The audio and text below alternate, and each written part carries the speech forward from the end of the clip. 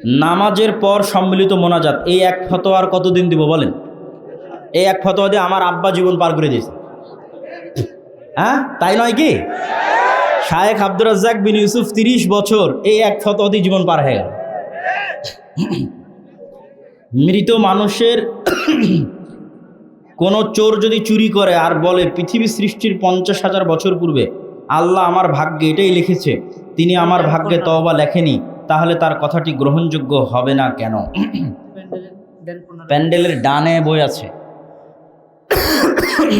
খুব সুন্দর প্রশ্ন। হইচই না করে আপনারা ধীরস্থিরভাবে বসে থাকেন, প্রশ্নের উত্তর দিচ্ছি। প্রশ্ন কি করেছে? প্রশ্ন করেছে যে চোর চুরি করে বলতেছে এটা তার তাকদীর। তা এখন আপনি চোরকে বলেন যে তুমি আজ চুরি না করে একজনকে হত্যা করো, দিয়ে আদালতের সামনে দাঁড়িয়ে বলো এটা আমার তাকদীর, দেখো তোমার এই হত্যার ফাঁসি বাঁচে কিনা। আচ্ছা, তাকদীর কি জিনিস? মানুষ তাকদীর সম্পর্কে জানেই না। তাকদীর মূলত আল্লাহর জ্ঞান। তাকদীর মূলত আল্লাহর জ্ঞান। আমার সাথে বলেন তো তাকদীর কি? তাকদীর আল্লাহর জ্ঞান। আমরা মনে করি লিখিত জিনিস, এটা তো অনেক পরে। এটা তাকদীরের 2 নম্বর স্টেপ। আল্লাহর যে বিশাল জ্ঞান আছে, মহাসাগরের চেয়েও সীমাহীন অসীম জ্ঞান, সেই জ্ঞান থেকে শুধুমাত্র অল্প একটু, যেটাই আসমান জমিন পৃথিবী মানুষ জিন এই রিলেটেড, ওইটা আল্লাহ পৃথিবী সৃষ্টির 50,000 বছর আগে লাউহে মাহফুজে ট্রান্সফার করে দিয়েছে আল্লাহর অসীম জ্ঞান থেকে। তাহলে লাউহে মাহফুজের সাথে এই সমগ্র পৃথিবী এমনভাবে কানেক্টেড যে এখানে একটা গাছের পাতা পড়লো সেটা লাউহে মাহফুজের সাথে কানেক্টেড। সারা পৃথিবীর কেন্দ্রীয় ডাটা সার্ভার, আসমান জমিন এবং তার মধ্যে যা কিছু আছে, তার সেন্ট্রাল ডাটা সার্ভার হচ্ছে লাউহে মাহফুজ। এই লাউহে মাহফুজ থেকে এক বছরের ডাটা ফেরেশতাদের কাছে হস্তান্তর হয়। লাইলাতুল কদরের রাতে ফেরেশতাদের কাছে 1 বছরের ডাটা হস্তান্তর হয়। তাহলে লাউহে মাহফুজে যে তাকদীর লিখিত আছে এটা আল্লাহর জ্ঞান। এবার মানুষ যখন যে কাজ করবে সেই কাজ সে স্বেচ্ছায় করবে। আপনি যেমন একটা গেম যখন ডেভেলপ করেন, একটা সফটওয়্যার যখন ডেভেলপ করেন, ওখানে ফাংশনগুলো যখন ক্রিয়েট করেন, এই ফাংশনগুলো এক প্রকার তাকদীরের মতো। কিন্তু আপনি এটা জানেন না যে কে কখন কোন ফাংশন গ্রহণ করবে। কিন্তু যে ফাংশনে গ্রহণ করুক না কেন, সাথে সাথে ওইটার ইমিডিয়েট ফিডব্যাকও সে পাবে, ইমিডিয়েট রেজাল্টও সে পেয়ে যাবে, কেন ওটা আগে থেকে সেট আপ করা আছে। কিন্তু আপনি এটা জানেন না যে আমার কোন প্লেয়ার গেম খেলার সময় কোন ফাংশনটা অ্যাকসেপ্ট হবে, এটা জানেন না। তো আল্লাহর জ্ঞান এত অসীম, উনি একে তো পৃথিবী একটা সিস্টেমের উপর ডেভেলপ করেছে, একটা তাকদীরের উপর ডেভেলপ করেছে, আবার কোন মানুষ কোন অপশনটা অ্যাকসেপ্ট করবে এটাও আল্লাহ জানেন। কিন্তু মানুষ ওই অপশনটা অ্যাকসেপ্ট করবে স্বেচ্ছায়। মানুষ তার পুরো শরীরের সকল শক্তি সকল ক্ষমতা ব্যবহার করতেছে আল্লাহ সুবহানাহু ওয়া তাআলার অনুমতিতে, কিন্তু ব্যবহার করতেছে নিজের ইচ্ছায়। ইসলামী পরিভাষায় কারো অনুপস্থিতিতে অন্যের নিকট এমন কোনো কথা বলা যা শুনলে সে মনে কষ্ট পাবে, তাই গীবত। তাহলে কোনো আইনজীবী বা কোনো ঘটক যদি আমাকে কোনো ঘটনা সম্পর্কে জানতে চাই, তাহলে কি গীবত হবে? মুসলিম ভাইয়ের কল্যাণে, মুসলিম প্রতিষ্ঠানের কল্যাণে, মুসলিম দেশের কল্যাণে দোষ ত্রুটি বলা যায়। রাসূল সাল্লাল্লাহু আলাইহি ওয়াসাল্লাম নিজেও বলেছেন, আমি বিজ্ঞান ও কোরআন মাজিদের মধ্যকার সম্পর্ক নিয়ে জানতে ভীষণ আগ্রহী, এরকম কোনো বই থাকলে জানানোর অনুরোধ করবেন। প্রশ্নটি একজন হিন্দু গবেষকের। তিনি বলেন, ইসলাম ধর্ম বলে ধ্যান করা নিষেধ, কিন্তু হযরত মুহাম্মদ সাল্লাল্লাহু আলাইহি ওয়াসাল্লাম গুহায় কেন গিয়েছিলেন এবং সেখানে তিনি কিভাবে আল্লাহর উপাসনা করতেন? সম্মানিত উপস্থিতি, সকল নবী সালাত আদায় করত। সালাত আদায়ের ধরনে পার্থক্য হতে পারে। ঈসা আলাইহিস সালাম যখন মায়ের পেট থেকে প্রথম কথা বললেন, মায়ের কোল থেকে যখন প্রথম কথা বললেন, তখন প্রথম কথার মধ্যে ঈসা আলাইহিস সালাম বলেন, ওয়াউসানি বিসসালাতি ওয়াজ যাকাতি মা দুমতু হাইয়া। আল্লাহ আমি ঈসা আমাকে আদেশ দিয়েছে আমি যেন মরা পর্যন্ত সালাত আর যাকাত আদায় করি। তাহলে ঈসা আলাইহিস সালাম মায়ের পেট থেকে কোল থেকে বলতেছে যে তাকে আল্লাহ কিসের আদেশ দিয়েছে? সালাতের। তাহলে সালাত এবং যাকাত সকল নবী আদায় করতে, ধরন ভিন্ন হতে পারে। তাহলে মুহাম্মদ সাল্লাল্লাহু আলাইহি ওয়াসাল্লাম কীভাবে ইবাদত করতেন? তার দাদা আব্দুল মুত্তালিবকে যেভাবে ইবাদত করতে দেখেছে, সেই ইবাদতের ধরন আমাদের জানা নেই। আর সম্ভাব্য হতে পারে যে আব্দুল মুত্তালিব কীভাবে ইবাদত করতো, ইসমাইলি দিনের ইসমাইলি আদর্শের কিছু খণ্ডিত অংশ তো ছিলই, শব্দ আর বিকৃত হয়ে যায়নি, মূর্তিটা বিকৃতির মাধ্যমে ঢুকেছে, যেমন মুসলমানি অক্ষত ছিল। ইসমাইল আলাইহিস সালাতু ওয়াস সালাম এবং ইব্রাহিম আলাইহিস সালাতু ওয়াস সালামের মুসলমানি করার আদর্শ মক্কার কাফের মুশরিকদের পর্যন্ত অক্ষত ছিল। হজ করতে হবে, এটা কাবা ঘর, এটা জমজমের পানি, এগুলো ইতিহাস, এগুলো কালচার ইসমাইল থেকে ফলো আপ হয়ে এসেছে। তো ঠিক সেই রকমই ইসমাইল আলাইহিস সালাম যেভাবে ইবাদত করতেন সেটার কিছু না কিছু খণ্ডিত অংশ আব্দুল মুত্তালিব পর্যন্ত ছিল। তা আব্দুল মুত্তালিবকে মুহাম্মদ সাল্লাল্লাহু আলাইহি ওয়াসাল্লাম যেভাবে ইবাদত করতে দেখতেন, হীরা গুহায় তিনি সেভাবে ইবাদত করতেন। সেটা অবশ্যই ওয়ান কাইন্ড অফ সালাত, কোনো একটা সালাত। আব্দুল্লাহ ভাই, আমি আপনার সঙ্গে দেখা করতে চাই, যে কোনো জুমার খুতবায়, যে কোনো প্রোগ্রামে মসজিদ তৈরি করে তার নাম ফলক প্রতিষ্ঠাতা হিসেবে উল্লেখ করা যাবে? যাওয়াতে সমস্যা নাই, তবে নিয়াতে যদি রিয়া থাকে কবুল হবে না, জাহান্নামে যাওয়ার কারণ হতে পারে। যেসব মাদ্রাসা নিজের নামে এবং মাদ্রাসার পরিচালনা সদস্য সব নিজেরাই, এসব প্রতিষ্ঠানে কি দান করা ঠিক হবে? স্বচ্ছতা থাকলে, ন্যায়পরায়ণতা থাকলে অবশ্যই দান করা যাবে। নবীর সন্তান নবী, নবীর সন্তান নবী, নবীর সন্তান নবী, পুরো বংশ নবী, তার নাম ইব্রাহিম আলাইহিস সালাতু ওয়াস সালাম। যতক্ষণ সত্যবাদিতা, আমানতদারিতে, ন্যায়পরায়ণতা, ততক্ষণ যোগ্যতা থাকলে কোনো সমস্যা নেই। সালাম নেবেন প্রিয় শাইখ, আমি কি আমার বাবার সাথে কোরআন ও হাদিস নিয়ে সঠিক ও সহি বিষয়গুলো নিয়ে তর্ক করতে পারবো? হ্যাঁ, ভদ্রতার সাথে করতে পারবেন। ডিসেম্বর মাসে শুরু হয় পিকনিক খাওয়ার পালা। এছাড়াও যে কোনো অনুষ্ঠান, বাদ্যযন্ত্র দিয়ে আনন্দ উৎসব করার পরিণাম কি? এই বিষয়ের কারণে আমার এলাকায় থাকা সমস্যা হয়। এগুলো সব হারাম, নিশ্চিত হারাম। দাওয়াতি কাজ করতে হবে। যারা বই নিতে চান জরুরি ভিত্তিতে হাতের ডানে, এবং কেউ মাসিকাল ইতিসাম ছাড়া যাবেন না। গত বছর ডাঙ্গিপাড়া মাদ্রাসায় গিয়েছিলাম। আপনার মাদ্রাসায় স্থায়ীভাবে থাকতে চাই। আসলে প্রতিষ্ঠান তো এগুলো তো স্থায়ীভাবে ছাত্র হওয়া ছাড়া, অথবা কর্মচারী বা কর্মকর্তা বা স্টাফ হওয়া ছাড়া স্থায়ীভাবে এমনি থাকার কোনো রাস্তা নেই। একটা হতে পারে, দাওয়া ইলাল্লাহর বিভিন্ন কোর্স হয়, সেগুলোতে গিয়ে তুমি থাকতে পারো, কোর্সে অংশগ্রহণ করতে পারো। 20 দিনের কোর্স হয়, যেটা রমজানে হবে। এই যে রমজান আসতেছে, রমজানে হবে, যে কেউ যেতে পারে।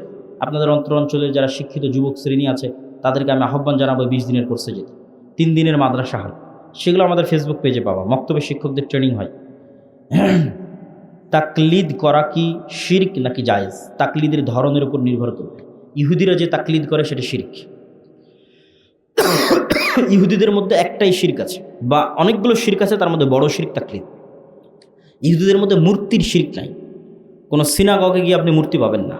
ইহুদিরা কোনো বিমূর্ত চিত্র তথা আঁকিয়ে চিত্রের ইবাদত করে না, বরং অদৃশ্য সত্তা আল্লাহর ইবাদত করে। তো ইহুদিদের মধ্যে শিরক কি? তাকলিদের শিরক।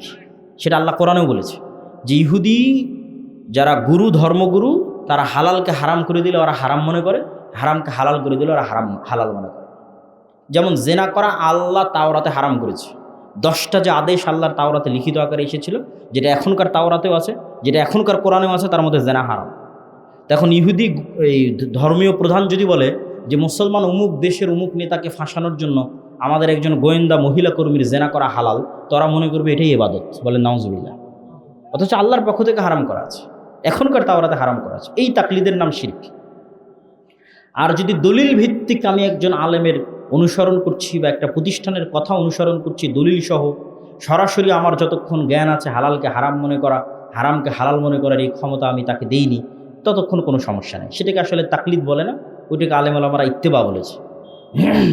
উসমান রাদিয়াল্লাহু থেকে প্রচলন যে জুমার সালাত দ্বিতীয় আজান, এই বিষয়ে কি বলবেন?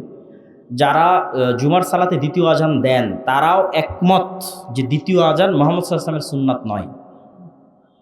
পয়েন্ট বুঝেন, যারা জুমার সালাতে দ্বিতীয় আজান দেন বা দেওয়ার পক্ষে তারাও একমত যে দ্বিতীয় আজান কার সুন্নাত নয়? মুহাম্মদ সাল্লাল্লাহু আলাইহি ওয়াসাল্লামের সুন্নাত নয়। তাহলে তারা খোলাফায়ে রাশিদিনের সুন্নাত হিসেবে সেটাকে ধরে থাকতে চান। আর আমরা মনে করি রাসূল সাল্লাল্লাহু আলাইহি ওয়াসাল্লামের সুন্নাত বেশি প্রাধান্যপ্রাপ্ত।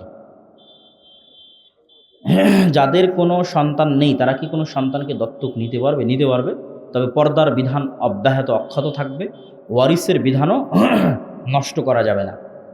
আবার টাকার বিনিময়ে সমস্যা নেই।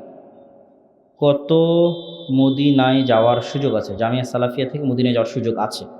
জামিয়া সালাফিয়ার সাথে মদিনা ইসলাম বিশ্ববিদ্যালয়ের মুআদালা হয়েছে। শায়েখ, আমাদের গ্রামে 2টি মাজার আছে যেখানে মাঝে মাঝে গান বাজনা হয়, সেহেতু বছরের একটি নির্দিষ্ট দিন ওরস মাহফিল নামে গান বাজনা ও গাজার আসর বসে, নাউজুবিল্লাহ মিন যালিক। এগুলোকে প্রতিহত বা প্রতিবাদ করার অবশ্যই চেষ্টা করতে হবে। হযরত আদম আলাইহিস সালামকে সিজদা করেননি, তখন তিনি কোনো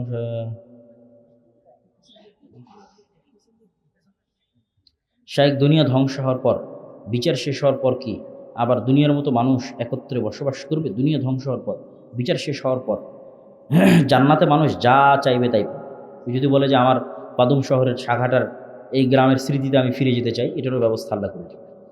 আত্মীয় স্বজনের সাথে যদি তারা, যে সমস্ত আত্মীয় স্বজন জান্নাতে যাবে, তাদের সাথে যদি এই দুনিয়ার এখানে ফিরে এসে একটু ঘুরে বেড়াতে চায়, যমুনার নদীতে একটু গোসল করতে চায়, সেটারও সুযোগ দেওয়া হবে। এটাই তো জান্নাতে যাওয়ার মজা। লাইফ যদি এখানেই শেষ হয়ে যায়, তাহলে এই জীবনের মানে কি?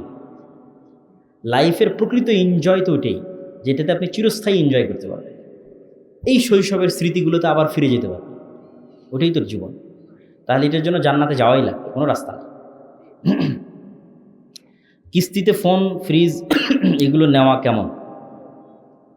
আমি আমার বহু বক্তব্যে বলেছি, বিলাসী পণ্যতে সুদযুক্ত ঋণ বহু দূরের কথা, কর্জে হাসানা নেওয়াও জায়েজ হবে কিনা আমার জানা নেই। কর্জে হাসানাও তখন জায়েজ হবে যখন আপনি বিপদে।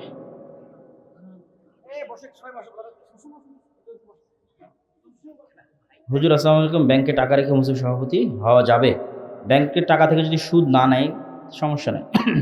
ইল্লাল্লাহ, এটা কোনো জিকির নয়, লা ইলাহা ইল্লাল্লাহ পুরোটাই জিকির। কি জন্য দান করা উচিত এটা জানলে দান করতে ভালো লাগবে। দুনিয়াতে যখন মানুষ কোনো বিপদ আপদে পড়ে, তখন টাকার মাধ্যমেই সে বিপদ আপদ থেকে উদ্ধার হতে চায়।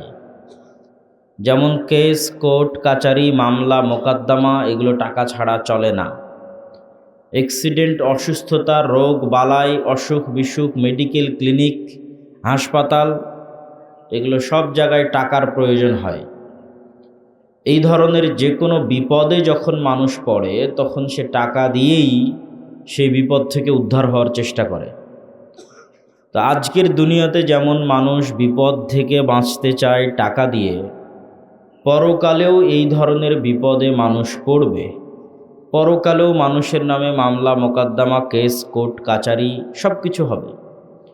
তো পরকালে যখন মানুষ বিপদে পড়বে, তখনও মানুষের কাছে টাকা দিয়ে বাঁচার সুযোগ থাকবে। জরিমানা হিসেবে টাকা দিয়ে, বিভিন্নভাবে টাকা দিয়ে বাঁচার সুযোগ থাকবে। কিন্তু দুঃখজনক হলেও সত্য, ওই টাকা ওই দিন ইনস্ট্যান্ট ব্যবস্থা করা যাবে না। ইমিডিয়েট ওই সময়ে কেউ ধার কর্য হিসেবে টাকা দিবে, এটা ব্যবস্থা করার সুযোগ নাই।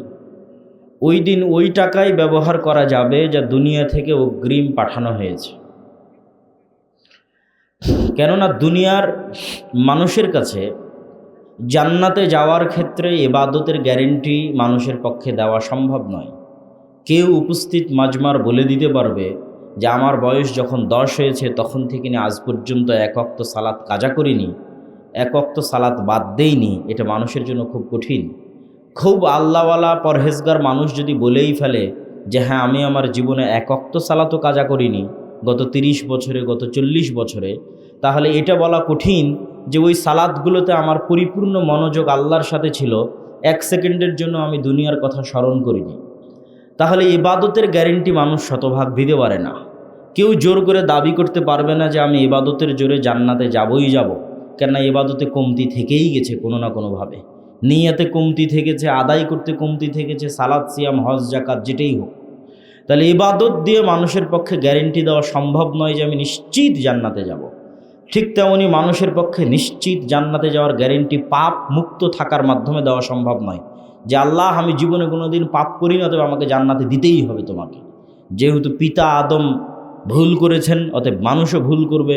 আল্লাহর নবী বলেছেন সকল মানুষ পাপী, সবাই পাপ করে। তাহলে মানুষ পাপ মুক্ত থেকেও গ্যারেন্টি দিতে পারতেছে না জান্নাতে যাওয়ার, শতভাগ ইবাদত করেও গ্যারেন্টি দিতে পারতেছে না জান্নাতে যাওয়ার। তাহলে জান্নাতে যাওয়ার গ্যারেন্টি দিতে পারে এরকম 2টা জিনিস পৃথিবীতে আছে, যেই 2টা জিনিস দিয়ে নিশ্চিত জান্নাতে যাওয়া যাবে। ইন্নাল্লাহা আশতারা মিনাল মুমিনিনা আনফুসাহুম ওয়া আমওয়ালাহুম বিআন্না লাহুমুল জান্নাহ। আল্লাহ সুবহানাহু ওয়া তাআলা জান্নাত বিক্রি করবে, মানুষ কিনে নিবে। শুধু দুটো দিয়ে জান্নাত ক্রয় বিক্রয় সম্ভব। ঠিক যেভাবে আপনারা বগুড়া, গাইবান্ধা, রংপুর, ঢাকায়, গুলশানে, দুবাইয়ে প্লট বা ফ্ল্যাট কিনেন, আল্লাহ সুবহানাহু ওয়া তাআলা ওইভাবে জান্নাতের প্লট ফ্ল্যাট বিক্রি করে দিবে, আপনাকে কিনে নিতে হবে। এই ক্রয় দুটো মাধ্যমে সম্ভব। এক, আনফুসাহুম, মানুষ তার জীবনকে আল্লাহর রাস্তায় দিয়ে দিবে। কেউ যখন আল্লাহর রাস্তায় যুদ্ধ করতে গিয়ে শহীদ হয়, তখন ওই যে ইবাদতের যত কমতি আছে, যত গুনাহ আছে, এই দুটেই শতভাগ ক্ষমা হয়ে যায় এবং জান্নাত তার কাছে বিক্রি হয়ে যায়। আর একটা রাস্তা আছে যে শহীদ তো হতে পারলাম না, জান্নাত কিনবো কীভাবে? আমওয়ালাহুম, টাকা দিয়ে জান্নাত কিনতে হবে। প্রচুর পরিমাণে ইনকাম করতে হবে আর প্রচুর ইনকাম আল্লাহর রাস্তায় দান করতে হবে। এই ভাগ্য আল্লাহ খুব কম মানুষকে দেয়। রাসূল সাল্লাল্লাহু আলাইহি ওয়াসাল্লাম বলেছেন, দুইটা মানুষের সাথে গিবধা করা যায়। একটা মানুষ যাকে আল্লাহ জ্ঞান দিয়েছে, সেই জ্ঞান মানুষের মধ্যে বিতরণ করার তৌফিক দিয়েছে, জ্ঞান অনুযায়ী আমল করার তৌফিক দিয়েছে। আর দুই, টাকা দিয়েছে, আবার টাকা আল্লাহর রাস্তায় ব্যয় করার সুযোগ দিয়েছে। পৃথিবীতে যদি 100 জন ধনী হয়, তাহলে 100 জনের 90 জন সেই টাকা আরাম, আয়েশ, গান বাজনা, মদ, জুয়া, নারী, ফুর্তি, হোটেল, রেস্টুরেন্ট, এগুলো ঘুরে ফিরে শেষ করে দেয়। 100 জনে 90 জন। তাহলে এই মানুষ খুবই ব্যতিক্রম, যাকে আল্লাহ টাকাও দিয়েছে, আবার ওই টাকা আল্লাহর রাস্তায় ব্যয় করার তৌফিকে দিয়েছে। খুবই ব্যতিক্রম মানুষ। এই ব্যতিক্রম মানুষের কাছে জান্নাত বিক্রি হয়ে গেছে। এই জন্য টাকা অর্জনের চেষ্টা করতে হবে এবং টাকা আল্লাহর রাস্তায় দান করার চেষ্টা করতে হবে। দান এই জন্য সবচেয়ে শক্তিশালী, সবচেয়ে পাওয়ারফুল। কিয়ামতের মাঠে যত ইবাদতের কমতি আছে, যত গুনাহ আছে, যত মানুষ পাওনাদার আছে, গীবত, তহমত, অপবাদ, সবগুলোকে কাভার দিবে দান একাই। আর যদি কিয়ামতের মাঠে দেখেন আপনি গরিব মিসকিন, তাহলে তো আপনার বাঁচার কোনো রাস্তা নেই। কেন? ইবাদতও আপনার শতভাগ পূর্ণ নয়, আপনি গুনাহ মুক্তও নন, পাওনাদারেরও অভাব নাই। তখন জাহান্নামে যাওয়া ছাড়া কোনো রাস্তা নাই। অতএব কিয়ামতের মাঠে আপনার ইবাদতের কমতির রিকভার দিবে, আপনার গুনাহের রিকভারি দিবে। পাওনাদার যারা আসবে, গীবত, তহমত, অপবাদ, জিনিসপাতি মেরে নেওয়া, তাদের সবার রিকভারি দিবে আপনার দান, আপনার টাকা, যা আপনি অগ্রিম পাঠিয়ে রেখেছেন। এবং আল্লাহ সুবহানাহু ওয়া তাআলার সাথে এই ক্রয় বিক্রয় কেন লাভজনক, শতভাগ লাভজনক কেন? হাল আদুল্লুকুম আলা তিজারাতিন তুনজিকুম মিন আযাবিন নার, এমন কোনো শতভাগ লাভজনক ব্যবসার কথা বলে দিব যেই শতভাগ লাভজনক ব্যবসা পৃথিবীতে আর নাই। পৃথিবীর আর কোনো ব্যবসা শতভাগ লাভজনক নয়। কেননা আপনি গাইবান্ধা, বগুড়া, গুলশান, ঢাকা, দুবাই, যেখানেই প্লট কিনেন, ফ্ল্যাট কিনেন, ওখানে যে টাকাটা দিবেন, ওই টাকা প্লট ফ্ল্যাটের মালিক নিয়ে চলে যাবে, আপনাকে প্লট ফ্ল্যাট দিয়ে যাবে। আর আল্লাহ সুবহানাহু ওয়া তাআলা জান্নাত বিক্রি করবেন যে দানের টাকার উপর ভিত্তি করে। এই দানের টাকা কি আল্লাহর কাছে যাবে? এই দানের টাকা কি আল্লাহ নিজে গ্রহণ করবে, হ্যান্ড ওভার হবে? হবে না। এই জন্য এটা শতভাগ লাভজনক। তাহলে দানের টাকা কি হবে? ধরেন একটা মসজিদে আপনি ফ্যান দান করেছেন, তো ওই ফ্যানের বাতাস কে খাবে? আপনিই তো খাবেন। আপনি বললেন যে আমি দান করলাম, আল্লাহর কাছে তো গেল না, ঘুরে আপনিই ব্যবহার করছেন। ওই ফ্যানের বাতাস ঘুরে ফিরে আপনিই খাচ্ছেন। আচ্ছা ঠিক আছে, আমি মসজিদে এসি দান করলাম। ভাই কই দান করলেন? টাকা তো আল্লাহর কাছে যায়নি, এসির হাওয়া তো আপনি খাচ্ছেন। একটা বাড়িতে লাগিয়েছেন আর একটা মসজিদে লাগিয়েছেন, তাহলে তো আপনি নিজে ওই জিনিস ব্যবহার করতেছেন। ধরেন এই মাদ্রাসায় দান করলেন, তো এই মাদ্রাসায় কার ছেলে মেয়ে পড়তেছে? আপনার ছেলে মেয়ে। মাদ্রাসার টাকাতে যদি বেতন হয়, তো কে বেতন নিচ্ছে? আপনারই এলাকার ছেলেমেয়ে বেতন নিচ্ছে। আল্লাহর রাস্তায় আপনি কুরবানি করলেন, কুরবানির গোশত তো আপনিই খাচ্ছেন, কুরবানির গোশত তো আপনার আত্মীয় স্বজনকেই দিচ্ছেন। তাহলে শুধু ফাও ফাও ফিরি ফিরি আপনি জান্নাত পেয়ে যাচ্ছেন। বলেন আল্লাহু আকবার। এই জন্য এটা শতভাগ লাভজনক ব্যবসা। সম্পূর্ণরূপে ফ্রি, বিনামূল্যে আপনাকে জান্নাত দিয়ে দেওয়া হচ্ছে। আপনার টাকা আপনিই ব্যবহার করতেছেন, আপনার ছেলেমেয়ের জন্য, আপনার দেশবাসীর জন্য, আপনার এলাকাবাসীর জন্য। এই জন্য আল্লাহর সাথে এই লাভজনক ব্যবসা যত বেশি করবেন, কিয়ামতের মাঠে তত ধনী অবস্থায় উত্থিত হবেন। দুনিয়াতে যাদের ব্যাংক ব্যালেন্স আছে, তারা হয়তো 10%, 12%, 14% সুদ, লাভ, ইন্টারেস্ট, মুনাফা, হালাল হারাম যেটাই বলেন তারা দিচ্ছে। আর আল্লাহ সুবহানাহু ওয়া তাআলা বলছে, কেউ যদি আমার কাছে জমা রাখে, আমার ব্যাংকে জমা রাখে, পরকালের ব্যাংকে জমা রাখে, তাহলে ওইটাকে আমি বাড়াতে বাড়াতে বাড়াতে বাড়াতে 700 গুণ পর্যন্ত বাড়িয়ে থাকি, চাইলে আরও বেশি বাড়াতে পারি। তাহলে কোনো লস নাই। আপনি দান করবেন 10 টাকা, কিয়ামতের মাঠে দেখবেন 10 কোটি হয়ে বসে আছে। তখন আপনাকে অনেক ভালো লাগবে যে যাক, আজকে যদি কোনো ভুল ত্রুটি ধরা পড়ে, তো সেটা এই টাকা দিয়ে আমি বাঁচতে পারবো। কিয়ামতের মাঠে ধনী অবস্থায় উত্থিত হতে হবে, এই জন্য টাকা উপার্জন করতে হবে, টাকা আল্লাহ রাস্তায় দান করতে হবে। আমি জানি না আপনাদের এখানে বৈঠকে দান আদায় হয়েছে কিনা। যদি আবারও কেউ যায় আমার এই কথার পরে, তাহলে আপনারা সহযোগিতা করার চেষ্টা করবেন। এই বলে আমার বক্তব্যের সামনের দিকে এগিয়ে যাচ্ছি। আজকের সংক্ষিপ্ত বক্তব্যের বিষয়বস্তু মুসলিম উম্মার অধঃপতন এবং তা থেকে উত্তরণের উপায়। মুসলিম উম্মার অধপতন মানে গোলামি, গোলামি মানে দাসত্ব, এবং গোলামির বিপরীতে আরেকটা জিনিস হচ্ছে স্বাধীনতা এবং নেতৃত্ব। একটা আরেকটার অপর পিঠ, ঠিক এই পোস্টারের এই পিঠ এরকম, আর এক পিঠ এরকম। তাহলে এক পিঠে যদি গোলামি থাকে, দাসত্ব থাকে, তাহলে অপর পিঠে আছে স্বাধীনতা এবং নেতৃত্ব। তো উম্মতে মুহাম্মাদির এখন গোলামির জিন্দিগি চলতেছে, দাসত্বের জিন্দিগি চলতেছে, মানে তারা নেতা নয়, তারা স্বাধীন নয়, তারা পরাধীন।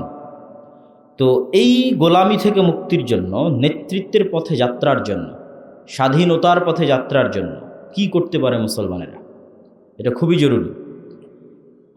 আমরা 4টে পয়েন্টে আলোচনা করব, সংক্ষিপ্ত করে, 15 মিনিট করে করলেও 1 ঘন্টা পার হয়ে যাবে।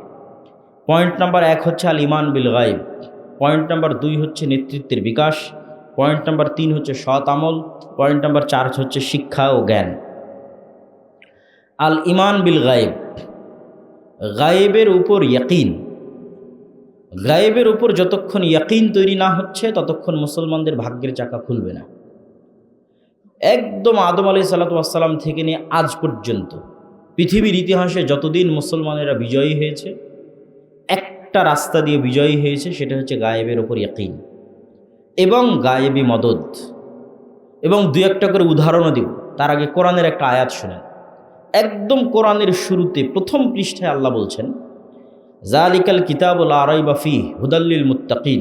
এই বই মুত্তাকিদের জন্য দিয়েছি, মুমিনদের জন্য দিয়েছি। এই কোরআন, তোমরা কি জানো মুমিন কারা, মুত্তাকি কারা? আল্লাযীনা ইউমিনুনা বিল গায়ব, মুত্তাকি এবং মুমিন ওয়ারাই যারা গায়েবে ঈমান রাখে, না দেখা জিনিসে ঈমান রাখে। আজকে এখানে আব্দুল্লাহ বিন আব্দুর রাজ্জাক উপস্থিত হয়েছে, এটা একটা হিন্দু বিশ্বাস করবে।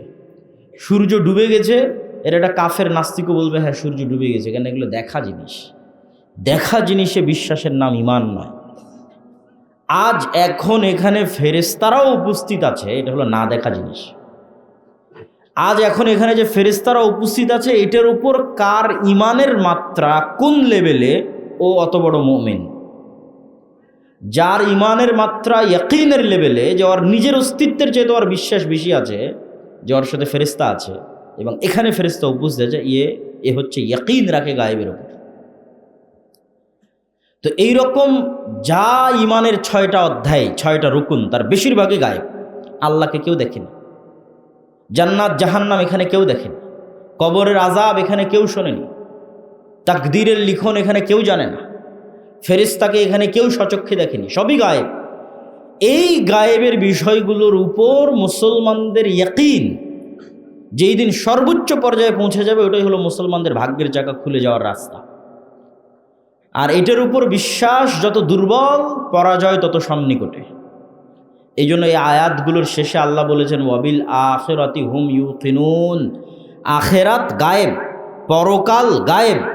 এই গায়েবের উপর তোমাদের ইয়াকিন লাগবে, যেন তোমরা নিজে চোখে দেখেছো এর চাইতে বেশি ইয়াকিন। নবীদের জন্য অনেক গায়েবের পর্দা উন্মোচন করে দেওয়া হয়েছে। মালাকুত আস-সামাওয়াতি ওয়াল আরজ, আসমান জমিনের রহস্য, গায়েবের যে পর্দা, এটা প্রায় সব নবীর জন্য কিছু না কিছু উন্মোচন করা আছে। ফলত নবীদের ইয়াকিন তৈরি হয় গায়েবে। যেমন মুহাম্মদ সাল্লাল্লাহু আলাইহি ওয়াসাল্লামকে মেরাজের সফর করানো আছে, মুহাম্মদ সাল্লাল্লাহু আলাইহি ওয়াসাল্লাম স্বচক্ষে জান্নাত দেখেছে, স্বচক্ষে জাহান্নাম দেখেছে, স্বচক্ষে আসমান দেখেছে, স্বচক্ষে কবরের আযাব দেখেছে। তাহলে মুহাম্মদ সাল্লাল্লাহু আলাইহি ওয়াসাল্লামের জন্য গায়েবের পর্দা উন্মোচিত হয়ে গেছে, তার ইয়াকিন অর্জিত হয়েছে। তার ঈমান আমার ঈমান মিলবে না। ঠিক অতীতে যত নবী চলে গেছে, তাদেরও গায়েবে ইয়াকিন তৈরি করার জন্য তাদের কিছু কিছু গায়েবের পর্দা তাদের জন্য উন্মোচন করে দেওয়া আছে। যেমন ঈসা আলাইহিস সালামের ক্ষেত্রে কোন গায়েবের পর্দা উন্মোচন করা আছে? জীবিতকে মৃত করা, এটা গায়েব।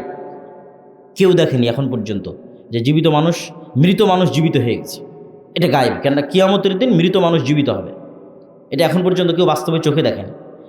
এই গায়েবের পর্দা ঈসা আলাইহিস সালামের জন্য খুলে দেওয়া আছে। ঈসা আলাইহিস সালাম যে কোনো মৃত মানুষের গায়ে হাত লাগিয়ে বলবে বিইজনিল্লাহ, বিসমিল্লাহ, ও মরা মানুষ জীবিত হয়ে যাবে। এটা ওনার মুজিজা ছিল, যাতে ওনার গায়েবের উপর ইয়াকিন তৈরি হয়। এইভাবে অতীতের যেমন মুসা আলাইহিস সালাতু ওয়াস সালাম, মুসা আলাইহিস সালাতু ওয়াস সালামের পক্ষে কখনোই সম্ভব নয় যে উনি ফেরাউনের সামনে দাঁড়িয়ে দাওয়াত দিবে। কেন সম্ভব নয়?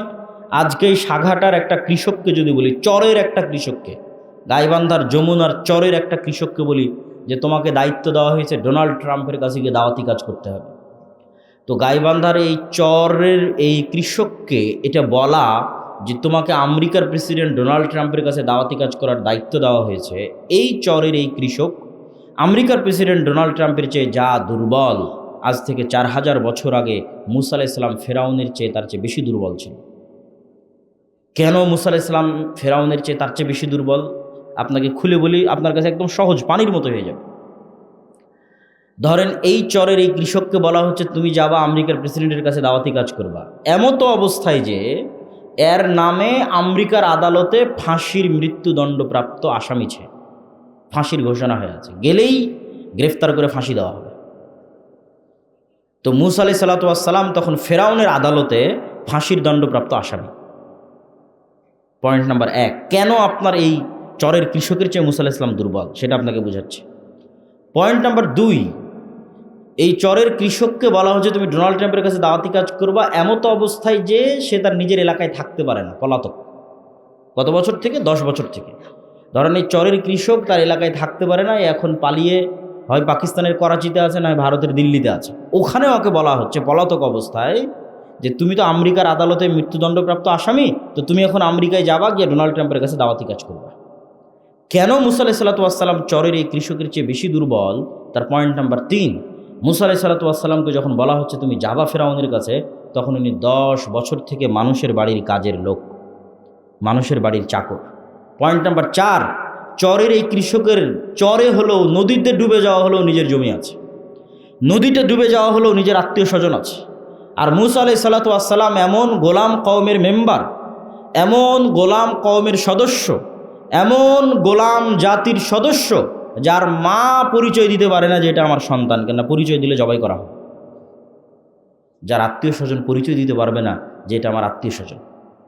এত নিম্ন পর্যায়ের গোলাম জাতির সদস্য হচ্ছে মুসা আলাইহিস সালাম, এবং পলাতক আছেন 10 বছর থেকে, মানুষের বাড়িতে কাজ করে খান, আর মৃত্যুদণ্ডপ্রাপ্ত আসামি আছেন ফেরাউনের দরবারে।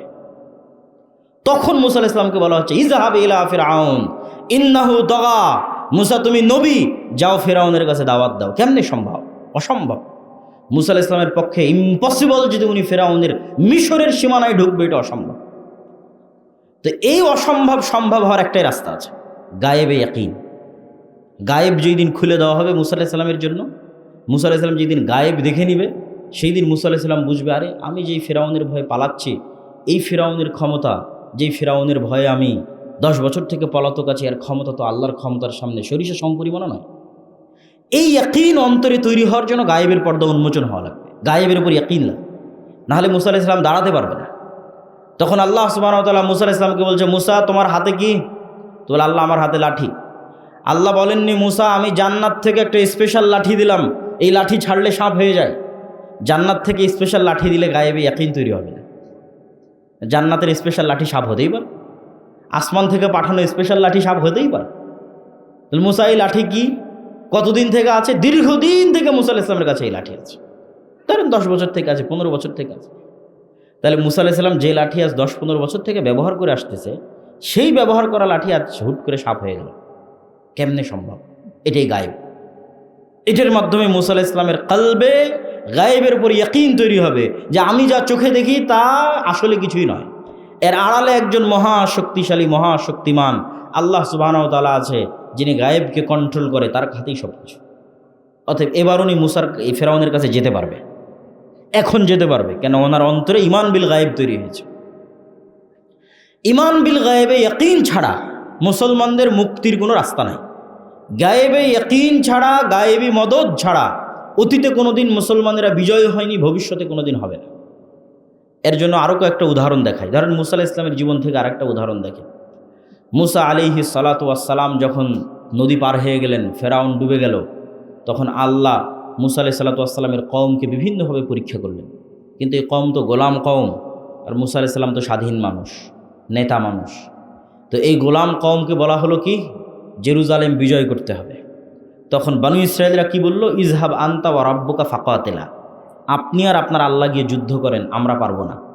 তখন 2 জন মানুষ বলেছিল যে আমরা 2 জন হলেও যুদ্ধ করব। এই 2 জনের ইমান বিল গায়েবে ইয়াকিন ছিল, এই জন্য জেরুজালেমের শক্তিশালী আমালেকা গোত্রের বিরুদ্ধে এরা যুদ্ধ করতে রাজি হয়েছিল। এই দুইজনের একজন ইউশা বিন নুন। 40 বছরের আযাব অবতীর্ণ হলো, ইয়াতিহুনা ফিল আরজি আরবাউনা সানা। 40 বছরের আযাবের মধ্যে মুসা আলাইহিস সালাম মারা গেলেন। পরবর্তী নবী হলো ইউশা বিন নুন। ইউশা বিন নুন নবী হওয়ার পর বানু ইসরাইলকে বলল, যা ভুল হওয়ার হয়েছে, এবার চলো জেরুজালেম বিজয়ে যুদ্ধ করতে হবে। জেরুজালেম বিজয়ে যুদ্ধ শুরু হলো। যুদ্ধের এক পর্যায়ে শুক্রবারের দিন বিকেলবেলা ইউশা বিন নুন আল্লাহকে বলছে, সূর্যের দিকে তাকিয়ে বলছে, আল্লাহ, সূর্যকে থামিয়ে দিতে হবে। কেন সূর্যকে থামিয়ে দিতে হবে? আর 1-2 ঘন্টা পর সূর্য ডুবে গেলে শনিবার শুরু হবে, আর শনিবার মুসা আলাইহিস সালামের দিনে যুদ্ধ নিষিদ্ধ। আর যুদ্ধ বন্ধ হয়ে গেলে আবার সেই শক্তি, সেই সামর্থ্য বিজয় অর্জনের মতো ফিরিয়ে আনা কঠিন। এখন আমরা বিজয়ের দ্বারপ্রান্তে চলে এসেছি, এই ধাক্কায় শেষ করে দিতে হবে। অতএব আল্লাহ, তুমি সূর্য থামিয়ে দাও। এখন আপনি কল্পনা করেন, একটা সাধারণ মানুষের ব্রেনে এটি ঢুকবেই না যে সূর্য কেমনে থামতে পারে। ইউশা বিন নুনের ঈমান বিল গায়েব কোন পর্যায়ে আছে, কোন শীর্ষস্থানে আছে, যে এটা ওনার কাছে অন্টুর ব্যাপার, এটা ওনার কাছে একটা স্বাভাবিক ব্যাপার। কেননা উনি গায়েবে ইয়াকিন রাখে যে পৃথিবী আমরা চোখে দেখি, এই পৃথিবী আসল পৃথিবী নয়। গায়েবে ইয়াকিন ওনার কোন লেভেলে, যে উনি ইনস্ট্যান্ট বলে দিচ্ছে সূর্য থামিয়ে দিতে হবে, যুদ্ধ আজকে এখানে শেষ করতে হবে। এই লেভেলের ইয়াকিন যতক্ষণ অর্জিত না হবে ততক্ষণ সম্ভব নয়। তো ইউশা বিন নুন আল্লাহকে বললেন, আল্লাহ, সূর্য থামিয়ে দিতে হবে। আল্লাহ বললেন, ঠিক আছে, সূর্য থামিয়ে দিলাম। সহিহ বুখারীর হাদিস, 1 দিন 2 দিন, কেউ বলেছে 3 দিন, কেউ বলেছে 4 ঘন্টা 5 ঘন্টা, যতক্ষণই হোক আল্লাহ সুবহানাহু ওয়া তাআলা সূর্যকে থামিয়ে রেখেছিলেন বিজয় সমাপ্ত না হওয়া পর্যন্ত। বলেন আল্লাহু আকবার।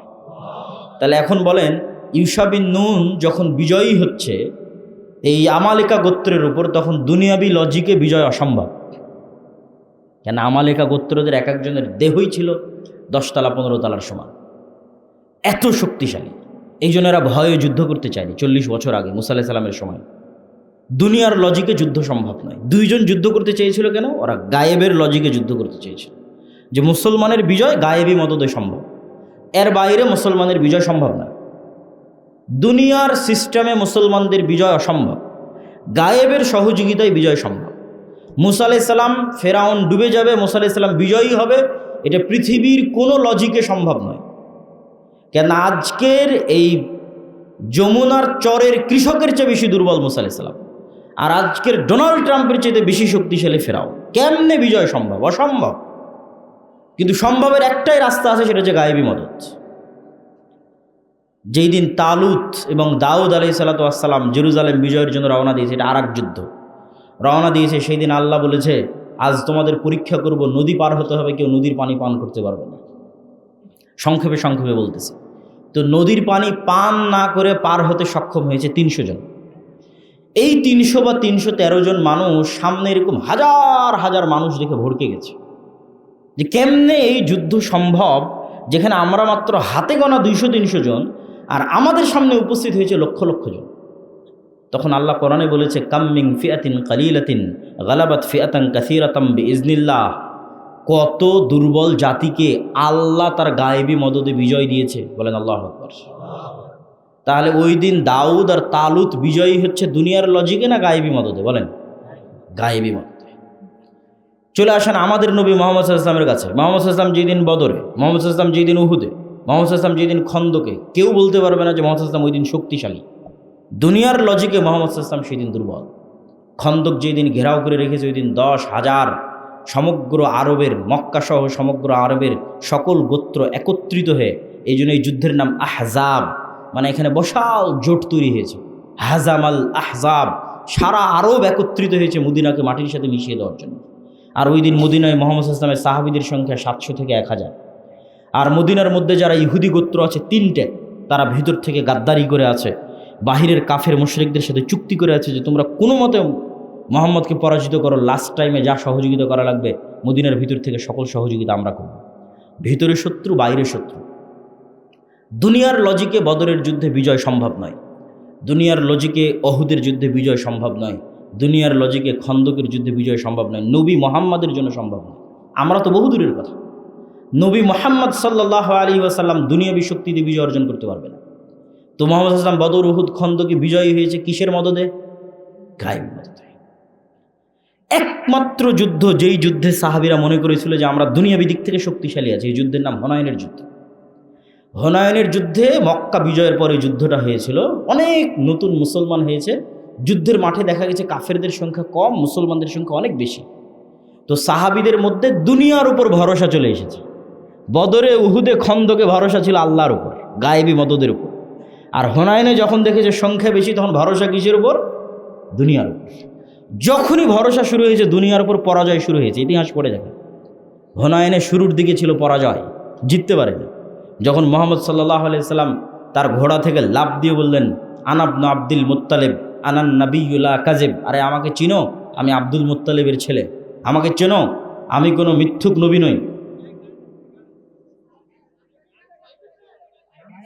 কোন মাইকে গান বাজছে দেখো তো? কোন মাইকে কেউ এফএম ধরে আছো নাকি?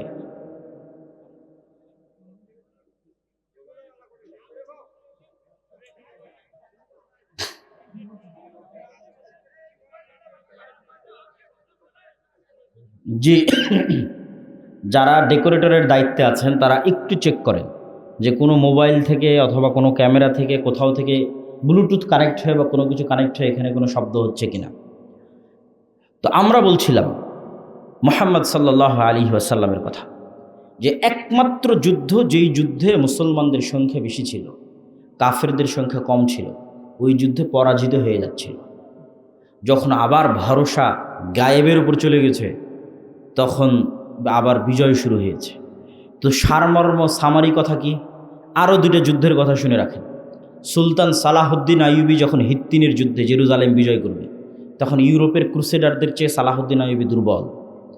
আইনে জালুতে যখন জহিরুদ্দিন আল বেরবাস হালাকু খা চেঙ্গিস খাঁকে পরাজিত করবে, তখন হালাকু খা চেঙ্গিস খাঁর সামনে দাঁড়াতে পারবে এরকম পৃথিবীর কোনো সেনাবাহিনী ছিল না। মুসলমানদের রাজধানী বাগদাদকে মাটির সাথে মিশিয়ে দিয়ে মিশরে গেছে হালাকু খা চেঙ্গিস খা। কে আর দাঁড়াবে? আব্বাসীয় খলিফারাই দাঁড়াতে পারেনি, কে দাঁড়াবে? কিন্তু জহিরুদ্দিন আল বেরবাস তখন দুর্বল, হালাকু খা চেঙ্গিস খা শক্তিশালী। তাহলে যত বিজয় মুসলমানদের ইতিহাসে সংঘটিত হয়েছে, একটা বিজয়ও মুসলমানেরা শক্তিশালী অবস্থায় বিজয়ী হয়েছে, দুনিয়ার লজিকে বিজয়ী হয়েছে, এটা নাই ইতিহাসের পাতায়। একদম নবীদের থেকে শুরু করে আজ পর্যন্ত, মুহাম্মদ সাল্লাল্লাহু আলাইহি ওয়াসাল্লাম থেকে শুরু করে আজ পর্যন্ত, বরং প্রত্যেক বিজয়ে দুনিয়ার লজিকে মুসলমানেরা দুর্বল, বিজয়ী হয়েছে গায়েবী মদদে। এই জন্য গায়েবের ওপর ইয়াকিন লাগবে। গায়েবের একটা ছোট্ট পয়েন্ট বলে আমরা বক্তব্যের দ্বিতীয় পয়েন্টে চলে যাই। সেটা হচ্ছে গায়েবের একটা বড় মাধ্যম, দ্বিতীয় ইমানের অংশ হচ্ছে মালাইকা, ফেরেশতা। আল ইমান বিল মালাইকা, আমানতু বিল্লাহি ওয়া মালাইকাতি, ফেরেশতাদের উপর ইমান। দেখেন সাহাবীরা রাসূল সাল্লাল্লাহু আলাইহি ওয়াসাল্লামের সাথে যখন ছিল, তখন ফেরেশতাদের অস্তিত্বের সাথে তাদের কানেকশন এত মজবুত, এত শক্তিশালী, এত স্বচ্ছ, এত বেশি ছিল যে আমরা আজকে আমাদের অন্তরে ইমানই নাই যে আমরা ফেরেশতা আছে এটা বিশ্বাস করি, ইমানই নাই। তার তুলনায় সাহাবীদের ইমান যদি আপনি দেখেন আশ্চর্য হবে। দুই একটা বলি। সাদ বিন মুআজ খন্দকের যুদ্ধে শহীদ হয়েছে। রাসূল সাল্লাল্লাহু আলাইহি ওয়াসাল্লাম বললেন, শাহিদাহু সাবউনা আলফাম মিনাল মালাইকা। সাদ বিন মুআজের জানাজায় ৭০,০০০-এরও বেশি ফেরেশতা অংশগ্রহণ করেছে। বলেন আল্লাহু আকবার। ৭০,০০০ মানে কত, কল্পনা করা যায়? সাহাবীরা যেই জানাজায় অংশগ্রহণ করেছে, ওই জানাজায় ৭০,০০০ ফেরেশতা অংশগ্রহণ করেছে আসমান থেকে নেমে। সাদ বিন মুআজের জানাজার লাশের খাটলি উঠানো যাচ্ছিল না, ফেরেশতার আধিক্যের কারণে লাশ ভারী হয়েছিল। রাসূল সাল্লাল্লাহু আলাইহি ওয়াসাল্লামের হাদিস। জাবের বিন আব্দুল্লাহ উহুদের যুদ্ধে মারা গেছে। জাবের বিন আব্দুল্লাহর পিতা। জাবের বিন আব্দুল্লাহ বলছে, আমার পিতা উহুদের যুদ্ধে মারা যাওয়ার পর আমি কাঁদছিলাম। তো রাসূল সাল্লাল্লাহু আলাইহি ওয়াসাল্লাম বললেন, কেন কাঁদতেছো? মা জালাতিল মালাইকাতু তুজিল্লু বিআজনিহাতিহা, তোমার পিতার লাশকে ফেরেশতারা ছায়া দিয়ে রেখেছে। বলেন আল্লাহু আকবার। উহুদের যুদ্ধে শহীদ হয়েছে হানজালা রাদিয়াল্লাহু তাআলা আনহু। তার মায়ের মাধ্যমে, তার বউয়ের মাধ্যমে জানা গেল তার উপর গোসল ফরজ আছে। সাহাবীরা আল্লাহর নবীকে গিয়ে বললেন, হানজালাকে গোসল দিতে হবে। আল্লাহর নবী বললেন, ইন্না সাহিবাকুম তুগাসসিলুহুল মালাইকা, হানজালাকে ইতিমধ্যে ফেরেশতারা গোসল দিয়ে ফেলেছে। তাহলে ফেরেশতাদের সাথে সাহাবীদের কানেক্টিভিটি দেখি যে কতটা তারা ফেরেশতাদের অস্তিত্বের সাথে রিলেটেড, কানেক্টেড হচ্ছে। বদরের যুদ্ধে সাহাবী বলতেছে, আমার ডানে এবং আমার বামে রজুলান, দুইজন ব্যক্তি যাদের পোশাকে সাদা পোশাক, ইউকাতিলুনা আশাদ্দাল কিতাল মা রাআইতুহুমা ক্বাবলু ওয়ালা বা'দ, আমি তাদেরকে জীবনে আগে কোনো দিন দেখিনি, পরে কোনো দিন দেখিনি। তারা ভয়ঙ্করভাবে যুদ্ধ করতেছিল। আল্লাহর নবীকে এসে বললাম, এইরকম দুইজন ব্যক্তি যুদ্ধ করতেছে। রাসূলুল্লাহ সাল্লাল্লাহু আলাইহি ওয়াসাল্লাম বললেন, এরা দুইজন হচ্ছে স্বয়ং জিবরাইল আর স্বয়ং মিকাইল। স্বয়ং জিবরাইল এবং মিকাইল যুদ্ধের মাঠে অবতীর্ণ হয়েছে। এগুলো শুধু হাদিস নয়, আল্লাহ সুবহানাহু ওয়া তাআলা নিজে কোরআনেও বলেছে, কোরআনের আয়াতটাও বলবে, হাদিসে আরও দুই একটা বলি। খন্দকের যুদ্ধ থেকে যেদিন রাসূলুল্লাহ সাল্লাল্লাহু আলাইহি ওয়াসাল্লাম ফিরে আসলেন, খন্দকের যুদ্ধ বিজয় হয়ে গেছে, বিজয় হয়ে যেদিন ফিরে আসলেন, ওয়াজা আসসিলাহ ওয়াগতাসালা, আয়েশা রাদিয়াল্লাহু তাআলা আনহার হাদিস, সহিহ হাদিস, যে আল্লাহর নবী অস্ত্র রেখে গোসল করতে গেছেন। ইতিমধ্যে জিবরাইল উপস্থিত হয়ে আল্লাহর নবীকে বলছে, ফেরেশতারা এখন পর্যন্ত অস্ত্র রাখেনি, আপনি কেন অস্ত্র রেখেছেন? আল্লাহর নবী বললেন, কেন অস্ত্র রাখেনি কেন? তো বলে, ওই যে থেকে আপনার সাথে চুক্তি ভঙ্গ করেছে মদিনা সনদ, বাইরের যারা কাফের তারা তো পরাজিত হয়েছে, কিন্তু এই তিনটা ইহুদি গোত্র, এটা তো মোনাফিক, এদের শাস্তি দিতে হবে, এদের শাস্তি নিশ্চিত করে যুদ্ধ শেষ হবে। রাসূল সাল্লাল্লাহু আলাইহি ওয়াসাল্লাম বাইরে এসে সাহাবীদের বললেন, ঠিক আছে বের হও। সাহাবীরা বের হও, যুদ্ধ শেষ হয়নি, ইহুদি গোত্রদের শাস্তি দিতে হবে। এদ্দূর পর্যন্ত আয়েশার বর্ণনা। এবার আনাস রাদিয়াল্লাহু তাআলা আনহুর বর্ণনা শুনুন। আনাস রাদিয়াল্লাহু তাআলা আনহু বলছে, আল্লাহর নবী যখন আমাদের বললেন বের হতে, যুদ্ধ শেষ হওয়ার পর আবারও যখন বের হতে বললেন, তখন কাআন্নী আনজুরু ইলাল গুবারি শাতিআন ফি যুকাকি বানি গানাম, যে আমরা এবং আল্লাহর নবী যখন একসাথে বের হচ্ছি, তখন আমরা ইহুদি গোত্রের দিকে যাওয়ার পথে আমাদের আগে আগে, যেমন আজকে রাজনৈতিক শোডাউনে 500 মোটরসাইকেল গেলে পিপি পাওয়া যে ধুলা উড়িয়ে যায় শোডাউন দেখানোর জন্য, তো ওই রকম জিবরাইলের ঘোড়সাওয়ার বাহিনী আগে আগে গেছে। তো জিবরাইলের ঘোড়সাওয়ার বাহিনী আগে আগে যাওয়ার কারণে তাদের ঘোড়ার পায়ের আঘাতে ধুলা তৈরি হয়েছে, ধুলায় অন্ধকার, যেখানে সাহাবীরা সরাসরি ফেরেশতাদের সাথে ইন্টারাকশন করতেছে। এবং আল্লাহ সুবহানাহু ওয়া তাআলা নিজে কোরআন মাজিদে বলছেন, আন্নী মুমিদ্দুকুম ফাস্তাজাবা লাকুম রাব্বুকুম বিআন্নী মুমিদ্দুকুম আলফাম মিনাল মালাইকা মুরদিফিন, যে তোমাদের প্রতিপালক তোমাদের ডাকে সাড়া দিয়েছে, তোমাদের ডাকে সাড়া দিয়ে কখনো 1000, কখনো 3000, কখনো 5000 ফেরেশতা অবতীর্ণ করেছে যুদ্ধের মাঠে তোমাদের সহযোগিতা করার জন্য। তাহলে গায়েবের একটা বড় পার্ট হচ্ছে ফেরেশতা। ফেরেশতাদের উপর সাহাবীদের ঈমান কেমন ছিল, কতটা তারা ফেরেশতাদের সাথে জীবন্ত এবং বাস্তব ছিল তাদের কানেকশন। একদিন মসজিদে নববীতে রাসূলুল্লাহ সাল্লাল্লাহু আলাইহি ওয়াসাল্লাম বসে আছে, জিবরাইল উপস্থিত হয়েছেন মানুষের রূপে। আল্লাহর নবীকে বলছেন, মাল ইসলাম, ইসলাম কি? মাল ঈমান, ঈমান কি? মাল ইহসান, ইহসান কি? এগুলো জিজ্ঞেস করে উত্তর নিয়ে চলে গেলেন। আল্লাহর নবী বললেন, জানো কে এসেছিল? না, আমরা তো জানি না কে এসেছিল। জিবরাইল এসেছিল তোমাদেরকে দিন শেখানোর জন্য। এরকম অসংখ্য ঘটনায় পরিপূর্ণ হয়ে আছে, যেখানে দেখবেন সকাল সন্ধ্যা সাহাবী এবং নবীদের ইন্টারাকশন ফেরেশতাদের সাথে। রাসূল সাল্লাল্লাহু আলাইহি সাল্লাম বলছেন, আজকে আমার বাড়িতে জিবরাইল আসেনি। কেন আসেনি? বাড়িতে ছবি আছে। লা তাদখুলুল মালাইকাতু ফি বাইতিন ফিহি সুওয়ার আও কালব, যে বাড়িতে ছবি আছে, কুকুর লালিত পালিত হয়, ওই বাড়িতে ফেরেশতা প্রবেশ করে না। রাসূলুল্লাহ সাল্লাল্লাহু আলাইহি সাল্লাম বলছেন, জিবরাইল আমাকে এত নাসিহা করে মেসওয়াক করার জন্য, মেসওয়াক করতে করতে মাড়ি ছিলে গেছে, কেননা আমার মুখের গন্ধে জিবরাইলের কষ্ট হয়। রাসূল সাল্লাল্লাহু আলাইহি সাল্লাম বলেছেন, তোমরা মসজিদে পেঁয়াজ এবং রসুন মুখে দিয়ে খেয়ে যেও না, কেননা পেঁয়াজ এবং রসুনের গন্ধে ফেরেশতাদের কষ্ট হয়। তাহলে এখন আপনি বলেন যে আপনাদের গাইবান্ধার মানুষ যারা বিড়ি সিগারেট খান, তাদের মুখের গন্ধে কি ফেরেশতা আসে নাকি? তো কে আসে? শয়তান আসে। ওই মুখে কে আসে? শয়তান আসে। ওই মুখে কে পেশাব করে? ওই মুখে কে পায়খানা করে? এগুলো বাস্তব, এগুলো প্রত্যেকটা in Real life, in reality. এগুলোই গায়েব, কিন্তু এগুলোই বাস্তব। এগুলোর উপর ইয়াকিন অর্জন করাই হচ্ছে ঈমান।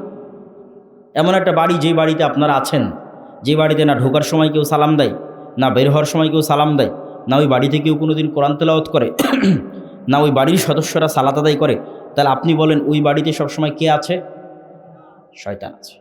আর এমন একটা বাড়ি সালাম দিয়ে প্রবেশ করে, সালাম দিয়ে বের হয়, কোরআন তেলাওয়াত করে, 5 ওয়াক্ত সালাত আদায় করে, তাহলে ওই বাড়ি, যেমন এখানে লাইট জ্বলতেছে, এই এলাকাটা আলোকিত হয়ে আছে, গায়েবে ওই বাড়িটা নূরের আলোয় আলোকিত হয়ে আছে। কেন? ওখানে ফেরেশতারা একত্রিত হয়ে আছে, ফেরেশতারা একত্রিত হয়ে আছে। সম্মানিত উপস্থিতি, তাহলে ফেরেশতাদের অস্তিত্বের উপর ইয়াকিন, এটা ঈমানের একটা বড় পার্ট।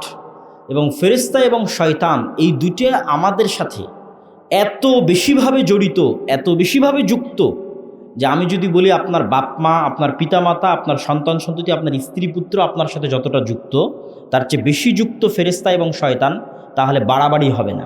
কেন বাড়াবাড়ি হবে না? আদম আলাইহিসসালাতু ওয়াসসালামকে যখন আল্লাহ সুবহানাহু ওয়া তাআলা সৃষ্টি করেছে, তখন আদম আলাইহিসসালাতু ওয়াসসালাম সৃষ্টির পরে আল্লাহ বলেন, আদম, এই যে এটা তোমার বউ, এটা তোমার বাপ মা, এটা তোমার ছেলে মেয়ে না। আদম আলাইহিস সালাম সৃষ্টির পরে সর্বপ্রথম কোনো মানুষের সাথে পরিচিত হয়নি। আদম আলাইহিস সালাম সৃষ্টির পরে ভিন্ন জগতের গায়েবের জগতের দুইটা প্রাণীর সাথে পরিচিত হয়েছে, একটার নাম ফেরেশতা, একটার নাম জিন। তাহলে মানুষের অস্তিত্বের সাথে মানুষের অস্তিত্ব আগে না ফেরেশতার শয়তানের অস্তিত্ব আগে? বলেন। ফেরেশতার শয়তানের অস্তিত্ব আগে। তাহলে আপনার সাথে আপনার বাপ মায়ের অস্তিত্ব, আপনার ছেলে মেয়ে স্ত্রী পুত্রের অস্তিত্ব আগে, না আপনার সাথে ফেরেশতার শয়তান আছে এটা আগে? ফেরেশতার শয়তান আছে এটা। কেন আপনি যখন প্রথম সৃষ্টি হয়েছেন তখন আপনিও সৃষ্টি হওয়ার পর আগে ফেরেশতাকে দেখেছেন আর শয়তানকে দেখেছেন। এই জন্য এইটাই হলো গায়েব। এইটা যত আপনি জানবেন, গায়েবের লজিকগুলো যত জানবেন, গায়েবের কার্যকরণের সূত্র যত জানবেন, তত গায়েবের মদদ পাওয়ার রাস্তা আপনার জন্য উন্মুক্ত হবে। সম্মানিত উপস্থিত, বক্তের দ্বিতীয় পয়েন্টে চলে যাই, যেহেতু সময় অল্প। দ্বিতীয় পয়েন্ট আমরা বলেছি নেতৃত্বের বিকাশ। গোলামির অপরপিঠ নেতা। নেতা নন মানে গোলাম, গোলাম নন মানে নেতা। তাহলে আমরা এখন গোলাম মানে আমরা নেতা নই, নেতা হতে হবে। নেতা হলে গোলামি কেটে যাবে। এখন বিশ্বের নেতা অন্যরা আছে, আমরা বিশ্বের গোলাম আছি। বিশ্বের নেতা হলে আমাদের গোলামি কেটে যাবে, অন্যরা গোলাম হবে। তো আমরা যদি বিশ্বের নেতা হতে চাই, তাহলে নেতৃত্বের বীজ কি রোপণ করলে নেতা তৈরি হবে, কি বপন করলে, ধানের চারা অমুকের চারা এগুলো কোনটা রোপণ করলে কি হয় খুব ভালো জানেন। তো কি রোপণ করলে, কি বপন করলে নেতা তৈরি হয়? সেটার নাম ন্যায়পরায়ণতা, সেটার নাম সত্যবাদিতা, সেটার নাম আমানতদারিতা, সেটার নাম ধৈর্যশীলতা। এই 3-4টে দিয়ে নেতা তৈরি হয়। পৃথিবীতে যত নবী রাসূল এসেছে, সকল নবী রাসূল জন্মগত সত্যবাদী, আমানতদার, ন্যায়পরায়ণ এবং ধৈর্যশীল। কিন্তু আমাদের মুসলমানদের অবস্থা হচ্ছে, আলেম ওলামা থেকে শুরু করে আমরা নিজেরা থেকেও শুরু করে, যে আমরাও নেতৃত্বের অযোগ্য। আমরা নিজেরা থেকে শুরু করে, সবাই থেকে শুরু করে আমি বলতেছি যে মুসলমানদের আজকের সবচেয়ে বড় সমস্যা কি? মুসলমানেরা মুনাফিক অবস্থায় দিন পার করছে। লাম্মা ইয়াদখুলুল ঈমান ফি কুলুবিহিম, অন্তরে ঈমান প্রবেশ করেনি। বাহ্যিক ইসলাম নিয়ে মনে করছে নিজে ধোঁকা দিচ্ছে, আল্লাহকে ধোঁকা দিতে যাচ্ছে, পরকালকে ধোঁকা দিতে যাচ্ছে। বাহ্যিক ইসলাম কি? 5টা, তার মধ্যে 4টা, সালাত, সিয়াম, হজ, জাকাত। এই সালাত, সিয়াম, হজ, জাকাত মদিনায় হিজরতের পর ফরজ হয়েছে। তাহলে মদিনায় হিজরতের আগে 13 বছর আল্লাহর নবী সাহাবীদের কি শিখালো? সালাতি যখন নাই, সিয়ামে যখন নাই, হজই যখন নাই, জাকাতি যখন নাই, তাহলে মক্কার 13 বছর করলো কি? মক্কার 13 বছর ঈমান বিল গায়েব শিখিয়েছে, ওটা আসল। মক্কার 13 বছর ঈমান বিল গায়েব শেখানো হয়েছে, সত্যবাদিতা, ন্যায়পরায়ণতা, আমানতদারিতা, ধৈর্যশীলতা শেখানো হয়েছে, নেতা বানানো হয়েছে। তারপরে যখন মাঠ রেডি হয়ে গেছে, তখন তারপরে এসেছে সালাত, সিয়াম, হজ, জাকাত। এখন সালাত, সিয়াম, হজ, জাকাত তো অবশ্যই আদায় করতে হবে, কিন্তু দুঃখজনক হলো সত্য, আমরা এই বাহ্যিক এবাদতগুলোকে নিজেকে ধোঁকা দেওয়া, আল্লাহকে ধোঁকা দেওয়া, মানুষকে ধোঁকা দেওয়ার মাধ্যম বানিয়েছি। নিজেকে ধোঁকা দেওয়ার মাধ্যম কি? যাক, যা সুদ ঘুষ করলাম, এবার হজ করে সব গুনাহ মাফ করে নিই, এটা নিজেকে ধোঁকা দেওয়া। তাহলে ওসি, ডিসি, এসপি, মন্ত্রী, মিনিস্টার, এসিল্যান্ড, সাব রেজিস্ট্রার, যে যেখানে ব্যবসায়ী, যে যেখানে দায়িত্ব পালন করতেছে, তার 50%-এরও বেশি নামাজি, তার 60-70%-এর বেশি হয় 1-2 বার ওমরা করেছে, 2-3 বার হজ করেছে, তার 100% অন্তত কোনো মসজিদ, মাদ্রাসা, কোনো কমিটি, জালসা কমিটি এগুলোর সাথে যুক্ত আছে। কিন্তু ওর দায়িত্বের জায়গায় যখন বসতেছে তখন মিথ্যুক, ওর দায়িত্বের জায়গায় যখন বসছে তখন দুর্নীতিবাজ, ওর দায়িত্বের জায়গায় যখন বসে তখন আমানতের খেয়ানত করে। তাহলে সে মুনাফিক। লাম্মা ইয়াদখুলুল ঈমান ফি কুলুবিহিম, এটা অসম্ভব, জেনে নেন, এটা অসম্ভব যে একটা অন্তরে ঈমান বিল গায়েবও থাকবে, মানে আল্লাহর উপর ঈমান, ফেরেশতার উপর ঈমান, পরকালের উপর ঈমান থাকবে, আবার ওই অন্তরে মিথ্যাও প্রবেশ করবে, দুর্নীতিও প্রবেশ করবে, ধোঁকাও প্রবেশ করবে। এটা অসম্ভব। এক অন্তরে এই দুটো একত্রিত হবে না। লা ঈমানা লিমান লা আমানাতা লাহু। তাহলে ওই অন্তরে ঈমান প্রবেশ করেনি, বাহ্যিক আমল আছে, আর সে অন্তরের দিক থেকে মুনাফিক। এটা হলো আজকের মুসলমানদের সবচেয়ে বড় সমস্যা। এই জন্য আমি আমার বহু বক্তব্যে বলেছি, আজকের মুসলমানেরা এই যুগের বানু ইসরাইল। কেননা গোলামির মাধ্যমে জাতির চরিত্র পরিবর্তন হয়ে যায়। গোলামি মে বদল জাতি হে কওমোं কি তকদীর, কওমোं কা জমির। আল্লামা ইকবাল বলেছেন, গোলামি করতে করতে জাতির স্বভাব চরিত্র চেঞ্জ হয়ে যায়। তো বানু ইসরাইলেরা তো নবীর সন্তান। নবীর সন্তান কেমনে বলে যে আপনি আর আপনার আল্লাহ গিয়ে যুদ্ধ করেন? নবীর সন্তানেরা কেমনে বলে ঠিক আছে শনিবারের দিন মাছ ধরতে নিষেধ করলেন, আজ শনিবারের দিন আমরা বেড়া দিয়ে ঘিরে রাখবো, রবিবারের দিন মাছ ধরবো? 2 নম্বরই বুদ্ধি। তো নবীর সন্তান, তাহলে নবীর সন্তানেরা এই 2 নম্বরই বুদ্ধি শিখলো কোথায়? যখন ফেরাউনের 300-400 বছর গোলামি করেছে, গোলামি করতে করতে স্বভাব চরিত্র পরিবর্তন হয়ে গেছে। কিন্তু মুসা আলাইহিস সালামকে আল্লাহ ওই গোলামদের সাথে বড় করেনি। মুসা আলাইহিস সালামকে আল্লাহ বড় করেছে ফেরাউনের বাড়িতে, যাতে মুসা আলাইহিস সালামের মধ্যে এগুলো চুরি, চামারি, বাটপারি, দুর্নীতি, 2 নম্বরই, মিথ্যা এগুলো প্রবেশ না করে। যাতে মুসা আলাইহিস সালাম আত্মমর্যাদা, আত্মসম্মান, সত্যবাদিতা, ন্যায়পরায়ণতা, আমানতদারিতা, ধৈর্যশীলতা এগুলো গুণে নেতা হয়। তো মুসা আলাইহিস সালাম ফেরাউনের বাড়িতে বড় হয়ে হলেন নেতা। এবার নেতার সাথে পুরো কওম গোলাম। কেন এই কওম 300 বছর থেকে গোলামি করতেছে, 400 বছর থেকে গোলামি করতেছে, যাদের রক্তের মধ্যে মিথ্যা, ধোঁকা, দুর্নীতি ঢুকে আছে। তাহলে এই জাতিকে নিয়ে এক নেতা কেমনে চলবে? চলতে পারেনি। এক মুসা আলাইহিস সালাম মাত্র নেতা, বাকি সবার মেন্টালিটি গোলাম। পদে পদে মুসা আলাইহিস সালামকে তারা বাধা দিয়েছে। শেষ পর্যন্ত মুসা আলাইহিস সালাম বিরক্ত হয়ে আল্লাহকে বলেছে, আল্লাহ এই জাতির দায়িত্ব আমি পালন করতে পারবো না, আমাকে উঠিয়ে নেন।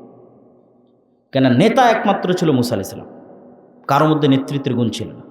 তো আজকের মুসলমানেরা জন্মগত নেতা ছিল। কেননা মুসলমানদের আদি পিতা তথা বানু ইসমাইলের বংশধর কোনোদিন গোলাম ছিল না। ফলত ইসমাইলের বংশধর পুরোটাই জন্মগত নেতা। যেমন আব্দুল মুত্তালেব কাফের এবং মুশরিক অবস্থায় মৃত্যুবরণ করেছে, কিন্তু কোনো মায়ের সন্তান দাঁড়িয়ে বলতে পারবে না যে আব্দুল মুত্তালেব কারো 1 টাকা মেরে নিয়েছে। কেউ দাঁড়িয়ে বলতে পারবে না যে আব্দুল মুত্তালেব এখানে ধোঁকাবাজি করেছে। আব্দুল মুত্তালেবের ছেলে আবু তালেব, আলী রাদিয়াল্লাহু তাআলা আনহুর পিতা, কাফের এবং মুশরিক অবস্থায় মৃত্যুবরণ করেছে, কিন্তু কেউ দাঁড়িয়ে বলতে পারবে না যে আবু তালেব কারো 1 টাকার তসরুফ করেছে, আবু তালেব কারো উপর অন্যায়ভাবে জুলুম করেছে, আবু তালেব কাউকে ধোঁকা দিয়েছে। কেন? এরা কোনোদিন গোলাম হয়নি, এরা জন্মগত নেতা, এরা কুরাইশ, এরা ইসমাইলের সন্তান, এরা জন্মগত নেতা। আবু সুফিয়ান প্রত্যেক যুদ্ধে মুসা মুহাম্মদ সাল্লাল্লাহু আলাইহি ওয়াসাল্লামের বিরুদ্ধে, বদরে মুহাম্মদ সাল্লাল্লাহু আলাইহি ওয়াসাল্লামের বিরুদ্ধে, উহুদে মুহাম্মদ সাল্লাল্লাহু আলাইহি ওয়াসাল্লামের বিরুদ্ধে, খন্দকে মুহাম্মদ সাল্লাল্লাহু আলাইহি ওয়াসাল্লামের বিরুদ্ধে নেতা তথা কাফের মুশরিকদের সর্দার, আর একদিকে মুসলমানদের সর্দার মুহাম্মদ সাল্লাল্লাহু আলাইহি ওয়াসাল্লাম। এই আবু সুফিয়ানকে যখন বাদশাহ হিরাক্লিয়াস জেরুজালেমে জিজ্ঞেস করছে মুহাম্মদ সাল্লাল্লাহু আলাইহি ওয়াসাল্লাম সম্পর্কে, তখন রেকর্ডার নাই, লাইভ নাই, ক্যামেরা নাই, কিচ্ছু নাই, তাও আবু সুফিয়ান মিথ্যা বলেনি, একটা শব্দ মিথ্যা বলেনি। কেন? এরা কুরাইশ, এরা ইসমাইলের সন্তান, এরা কোনোদিন কারো গোলামি করেনি। এদের জন্মগত স্বভাব ছিল নেতৃত্বের স্বভাব। ছিল মুশরিক, ছিল কাফের, কিন্তু গুণ ছিল নেতৃত্বের। ফলত নেতৃত্বের গুণাবলী সম্পূর্ণ আবু তালেবের ছেলে আলী যখন মুসলমান হয়ে গেছে, নেতৃত্বের গুণাবলী সম্পূর্ণ আবু সুফিয়ান যখন নিজে মুসলমান হয়ে গেছে, আবু সুফিয়ানের ছেলে মুআবিয়া যখন মুসলমান হয়ে গেছে, তাহলে একদিকে জন্মগত নেতৃত্ব আর একদিকে তাওহীদ, এই দুই শক্তিতে বলিয়ান হয়ে এরা হয়ে গেছে বিশ্বের নেতা। ছিল মক্কার নেতা, হয়ে গেছে বিশ্বের নেতা। উমাইয়ারাই সারা বিশ্ব শাসন করেছে, অর্ধ বিশ্ব শাসন করেছে। কেন? আগে থেকেই ছিল জন্মগত নেতৃত্বের গুণ, 2 নম্বরে এসে যুক্ত হয়েছে মুহাম্মদ সাল্লাল্লাহু আলাইহি ওয়াসাল্লামের কাছ থেকে তাওহীদের গুণ, গায়েবের উপর ইয়াকিন, যে সারা বিশ্বের নেতা হয়ে গেছে। এই মুসলমানেরাই যখন এই উপনিবেশ, ইউরোপীয় উপনিবেশের 150 বছরের গোলামি, এই 150 বছরের গোলামিতে আমাদের স্বভাব চরিত্র পরিবর্তন হয়ে গেছে। আমাদের রক্তের মধ্যে মিথ্যা, ধোঁকা, 2 নম্বরে দুর্নীতি এগুলো ঢুকে গেছে। আপনি আজ ইউরোপ যান, আমেরিকা যান, লন্ডন যান, সবচেয়ে বেশি মিথ্যা ডকুমেন্টস দিয়ে, মিথ্যা পেপারস দিয়ে, মিথ্যা ওয়াদা দিয়ে, মিথ্যা তথ্য দিয়ে, মিথ্যা কথা দিয়ে, মিথ্যা বেনিফিটস নিয়ে সবচেয়ে বেশি বসবাস করতেছে মুসলমানেরা। পুরো জীবনটাই মিথ্যার উপর দাঁড়িয়ে আছে। তাহলে কিভাবে তারা নেতা হবে? আর মুসলমানেরা যেন কোনোদিন সত্য বলা শিখতে না পারে, যেন মিথ্যার উপরেই, দুর্নীতির উপরেই তাদের প্র্যাকটিস চলে, এই জন্য ইহুদি খ্রিস্টানেরা 2টা জিনিস মুসলমানদের উপর চাপিয়ে দিয়ে রেখেছে। একটার নাম গণতন্ত্র, আর একটার নাম সুদ। যেন কোনোদিন সত্য বলা শিখতে না পারে। গণতন্ত্র কেন? গণতন্ত্র এমন এক সিস্টেম যে ঠিক আছে আমরা ব্রিটিশরা চলে গেলাম, আমরা সরাসরি তোমাদের উপর শাসক নাই, কিন্তু তোমরা যদি একবার সত্য বলা শিখে যাও, ন্যায় প্রতিষ্ঠা করা শিখে যাও, আমানতদার হয়ে যাও, তোমরা তো নেতা হয়ে যাও। তোমাদেরকে গোলাম বানাতে চাইলে তোমাদেরকে মিথ্যা বলা, দুর্নীতি করা আমাদের শিখাতে হবে। এই কালচার অব্যাহত রাখতে হবে। আর এই কালচার অব্যাহত রাখার জন্য গণতন্ত্র লাগবেই। গণতন্ত্র এমন এক সিস্টেম যেখানে এক দল আর এক দলের বিরুদ্ধে বলবে তো বলবেই, একই আসনের মনোনয়ন প্রার্থী একই দলের একজন আরেকজনের বিরুদ্ধে মিথ্যা, নিন্দা, গীবত, তহমত, দুর্নীতি, টাকা দিয়ে মনোনয়ন কেনার চেষ্টা করবে। তাহলে যতজন এমপি পদে দাঁড়িয়েছে এরা আল্লাহর দৃষ্টিতে গায়েবের লজিকে গোলাম। হতে পারে নেতা, হতে পারে এমপি, কিন্তু গায়েবের লজিকে এরা সব কি বলেন তো? গোলাম, কৃতদাস। কেন? শুরুটা হয়েছে মিথ্যা এবং দুর্নীতিতে, এরা নেতা হতে পারবে না। এই মিথ্যুক দুর্নীতিবাজ এমপি, মন্ত্রী, মিনিস্টার যখন দেশের দায়িত্ব নেবে, তখন ও ভারত আর আমেরিকার টাকার কাছে বিক্রি হয়ে যাবে। কেননা ওই জন্যই ওকে তৈরি করা হয়েছে। একজন সত্যবাদী আমানতদার নেতার যদি জন্ম হয়, ও তো টাকার কাছে বিক্রি হবে না। তাহলে গণতন্ত্র অব্যাহত রাখতে হবে যেন মিথ্যুক তৈরি হয়। গণতন্ত্র মিথ্যুক, দুর্নীতিবাজ, ধোঁকাবাজ তৈরির কারখানা। এখানে সব নেতা মিথ্যুক অবস্থায় আসতে হবে, ওইভাবে কালচার তৈরি করা আছে। পয়েন্ট নাম্বার 2, সুদ। আপনাদের গাইবান্ধার যত মা বোন কিস্তিতে টাকা নিয়েছে, এরা নিজেরা তো মিথ্যা বলে, ছেলে মেয়েকেও মিথ্যা বলা শিখিয়েছে। যে বলো বাড়িতে নাই, বলো কাল দিব, এই সমস্যা, ছেলে মেয়েকেও মিথ্যা বলা শিখিয়েছে। এটা আমি বলিনি, রাসূল সাল্লাল্লাহু আলাইহি ওয়াসাল্লাম বলেছে যে মানুষ যখন কর্জ নেওয়া শুরু করে মিথ্যা বলা শুরু করে, আর মিথ্যা বললে আর নেতা হওয়া যাবে না, মানে গোলামির জিঞ্জির আর ভাঙবে না। কেন? গায়েবের লজিকে নেতৃত্বের গুণের একমাত্র শুরুর রাস্তাই হচ্ছে সত্যবাদিতা, আমানতদারিতা, ন্যায়পরায়ণতা, ধৈর্যশীলতা। তাহলে আপনি নেতা হতে চান, গোলামির জিঞ্জির ভাঙতে চান, এই গুণগুলো লাগবে। এই গুণগুলো ছাড়া সম্ভব নয়। পয়েন্ট নাম্বার 3, সৎ আমল। গায়েবের লজিকে গায়েবের মদদ পৃথিবীতে টেনে নিয়ে আসার শর্ত যতক্ষণ পূরণ করতে না পারবেন, গায়েবের মদদ আসবে না। আর ভূমিকাতে বলে দিয়েছি, গায়েবের মদদ ছাড়া মুসলমানদের বিজয় সম্ভব নাকি? বলেন না যে গায়েবের মদদ ছাড়া মুসলমানদের বিজয় সম্ভব? Full stop. দুনিয়ার লজিকে মুসলমানদের বিজয় সম্ভব নয়, আগেও নয়, পরেও নয়, কিয়ামত পর্যন্ত নয়। একমাত্র রাস্তা আল্লাহর সাহায্য লাগবে। তাহলে আল্লাহর সাহায্য আসার পূর্ব প্রস্তুতি স্বরূপ আল্লাহর সাহায্য পাওয়ার পূর্ব শর্ত পূরণ করতে হবে। তো সাহায্য পাওয়ার পূর্ব শর্তের 3 নম্বর পয়েন্ট হচ্ছে সৎ আমল। যেমন কল্পনা করেন, একদল প্রজন্ম যারা ইমান বিল গায়েবে ইয়াকিন রাখে, একদল প্রজন্ম যারা মিথ্যা বলা জানে না, দুর্নীতি ধোঁকাবাজ 2 নম্বরই জানে না, সত্যবাদী, আমানতদার, ন্যায়পরায়ণ। 3 নম্বর, এই প্রজন্ম মোটামুটি আল্লাহর গায়েবী মদদ অর্জনের যোগ্যতা অর্জন করতেছে। 3 নম্বর, আল্লাহর গায়েবী মদদকে আসমান থেকে টেনে নিয়ে আসতে পারে সৎ আমল। দেখেন রাসূলুল্লাহ সাল্লাল্লাহু আলাইহি সাল্লাম যখন বদরের যুদ্ধে যাবে, কোথায় উনি আল্লাহর নবী, উনি তো মনে করতে পারে যে আমি একবার আল্লাহকে বললেই হলো যে আল্লাহ বদরে বিজয় দরকার। সেখানে উনি সারা রাত ইবাদতে কাটিয়ে দিয়েছেন। আবু বকর রাদিয়াল্লাহু তাআলা আনহু পর্যন্ত ক্লান্ত হয়ে গেছে, এত লম্বা সময় কিভাবে দাঁড়িয়ে থাকা যায় সালাতে? আপনি যথেষ্ট হয়েছে, আর করিয়েন না, ইনশাআল্লাহ আল্লাহ সহযোগিতা করবে। তো মুহাম্মদ সাল্লাল্লাহু আলাইহি ওয়াসাল্লাম রাতে উঠে সালাত আদায় করছেন কেন? এটা গায়েবী মদদ পাওয়ার পূর্ব শর্ত। গায়েবের মদদ যে টেনে নিয়ে আসবে আসমান থেকে, ফেরেশতা যে নামবে, তার পূর্ব শর্ত হচ্ছে রাতের সালাত লাগবে। সৎ আমল গায়েবের মদদকে পৃথিবীতে টেনে আনতে পারে। 5 ওয়াক্ত সালাত অনেক বড় সৎ আমল। আর সৎ আমলের মধ্যে সবচেয়ে বড় সৎ আমল যা গায়েবের মদদকে পৃথিবীতে টেনে আনতে পারে, একটা রাতের সালাত, একটা সকাল সন্ধ্যার জিকির। আল্লাহর সাহায্যকে পৃথিবীতে নামিয়ে নিয়ে আসতে পারে এমন 2টা সর্বশ্রেষ্ঠ টেকনোলজির নাম রাতের সালাত, সকাল সন্ধ্যার জিকির। সকাল সন্ধ্যার জিকির কেন এত পাওয়ারফুল? সকাল সন্ধ্যার জিকির পৃথিবীর সকল অসম্ভবকে সম্ভব করতে পারে। পৃথিবীর এমন কোনো অসম্ভব নয় যে অসম্ভব সম্ভব নয় সকাল সন্ধ্যার জিকির দিয়ে। কেন সকাল সন্ধ্যার জিকির এত পাওয়ারফুল? তার আগে আপনাকে বুঝতে হবে আওয়াজ কেন পাওয়ারফুল। আল্লাহ সুবহানাহু ওয়া তাআলা আসমান এবং জমিন সৃষ্টি করেছে আওয়াজ দিয়ে, কুন ফায়াকুন। আল্লাহ সুবহানাহু ওয়া তাআলা আসমান, জমিন, চন্দ্র, সূর্য, তারকা, নক্ষত্র ধ্বংস করবে আওয়াজ দিয়ে। ইসরাফিলের বাঁশির আওয়াজ, ওই আওয়াজ যখন যাবে আসমান ওই আওয়াজ রিসিভ করবে, ওই আওয়াজ যখন যাবে জমিন ওই আওয়াজ রিসিভ করবে, ওই আওয়াজ যখন যাবে চন্দ্র ওই আওয়াজ বুঝবে, সূর্য ওই আওয়াজ বুঝবে। এইভাবেই সেট আপ করা আছে, এইভাবেই ডেভেলপ করা আছে, এইভাবেই ইনস্টল করা আছে। আওয়াজ বুঝা মাত্র সব ভেঙে চুরে চৌচির হয়ে যাবে। আওয়াজ সবচেয়ে পাওয়ারফুল, আওয়াজ সবচেয়ে শক্তিশালী। তার আরেকটা প্রমাণ নেন, ইউসাব্বিহু লিল্লাহি মা ফিস সামাওয়াতি ওয়া মা ফিল আরজ। আসমান, জমিন এবং তার মধ্যে যা কিছু আছে এটা কিন্তু গায়েব। আপনাকে গায়েবের নলেজ দিচ্ছি, গায়েবের লজিক দিচ্ছি। আল্লাহ কি বলছেন? আসমান, জমিন এবং তার মধ্যে যা কিছু আছে, তার প্রত্যেকটা জীব জন্তু, জড়বস্তু, জড় পদার্থ, পশু পাখি, পোকা মাকড়, ধুলা বালি, মাটি, কাপড় চোপড় সব আল্লাহর তাসবিহ পাঠ করে। তাহলে ওই আউর পলও আল্লাহর তাসবিহ পাঠ করতেছে, এই টিস্যু আল্লাহর তাসবিহ পাঠ করতেছে, এই কাঠও আল্লাহর তাসবিহ পাঠ করতেছে। তাহলে এগুলো সবগুলো থেকে আওয়াজ বের হচ্ছে। আওয়াজ যদি আপনি শুনতে পারতেন, আল্লাহ যদি আপনাকে শোনার ক্ষমতা দিত, তাহলে আপনি শুনতে পেতেন যেগুলো সবগুলো থেকে 24 ঘন্টা তাসবিহ বের হচ্ছে। কিন্তু আপনি শুনতে পাচ্ছেন না কেন? যেমন পিঁপড়ার চলার আওয়াজ আপনি শুনতে পান না, পিঁপড়া চললেও একটা আওয়াজ তৈরি হয়, পিঁপড়ার পায়েরও একটা আওয়াজ আছে। ওই আওয়াজ হাতি বুঝতে পারে যে পিঁপড়া যাচ্ছে, পিঁপড়ার পায়ের আওয়াজ। আর এক প্রাণী বুঝতে পারে। ওই লেভেলের আওয়াজ শোনার ক্ষমতা আপনার নেই, কিন্তু এগুলো প্রত্যেকটা থেকে আওয়াজ বের হচ্ছে। আওয়াজ সবচেয়ে শক্তিশালী, আওয়াজ সবচেয়ে পাওয়ারফুল। এবং আওয়াজ সবচেয়ে শক্তিশালী এবং সবচেয়ে পাওয়ারফুল দেখেই আল্লাহ অতীতে যত নবীকে যত মজেজা দিয়েছেন, সকল মজেজার চাইতে সবচেয়ে পাওয়ারফুল কোরআন। মুসা আলাইহিস সালামের লাঠির চাইতে কোরআন পাওয়ারফুল। ঈসা আলাইহিস সালামের মৃতকে জীবিত করার চাইতে কোরআন পাওয়ারফুল। কেননা কোরআন সরাসরি আল্লাহর নিজের আওয়াজ, বলেন আল্লাহু আকবার। কোরআন সরাসরি আল্লাহর নিজের সাউন্ড, আল্লাহর আওয়াজ। এর চেয়ে পাওয়ারফুল আর কিছুই নেই পৃথিবীতে, এর চেয়ে শক্তিশালী আর কিছুই নেই পৃথিবীতে। সম্মানিত উপস্থিতি, বক্তব্যের শেষের দিকে যাওয়ার আগে এখানে গুরুত্বপূর্ণ আরও কয়েকটা কথা। এই যে আজকে আমরা আপনাদের প্রোগ্রামে এসেছি, এই প্রোগ্রামে আসা বাংলাদেশের 600 উপজেলায় এক বছরে যাওয়া সম্ভব নয়। 100টাও যদি প্রোগ্রাম করি তাও 6 ভাগের 1 ভাগে যাওয়া সম্ভব।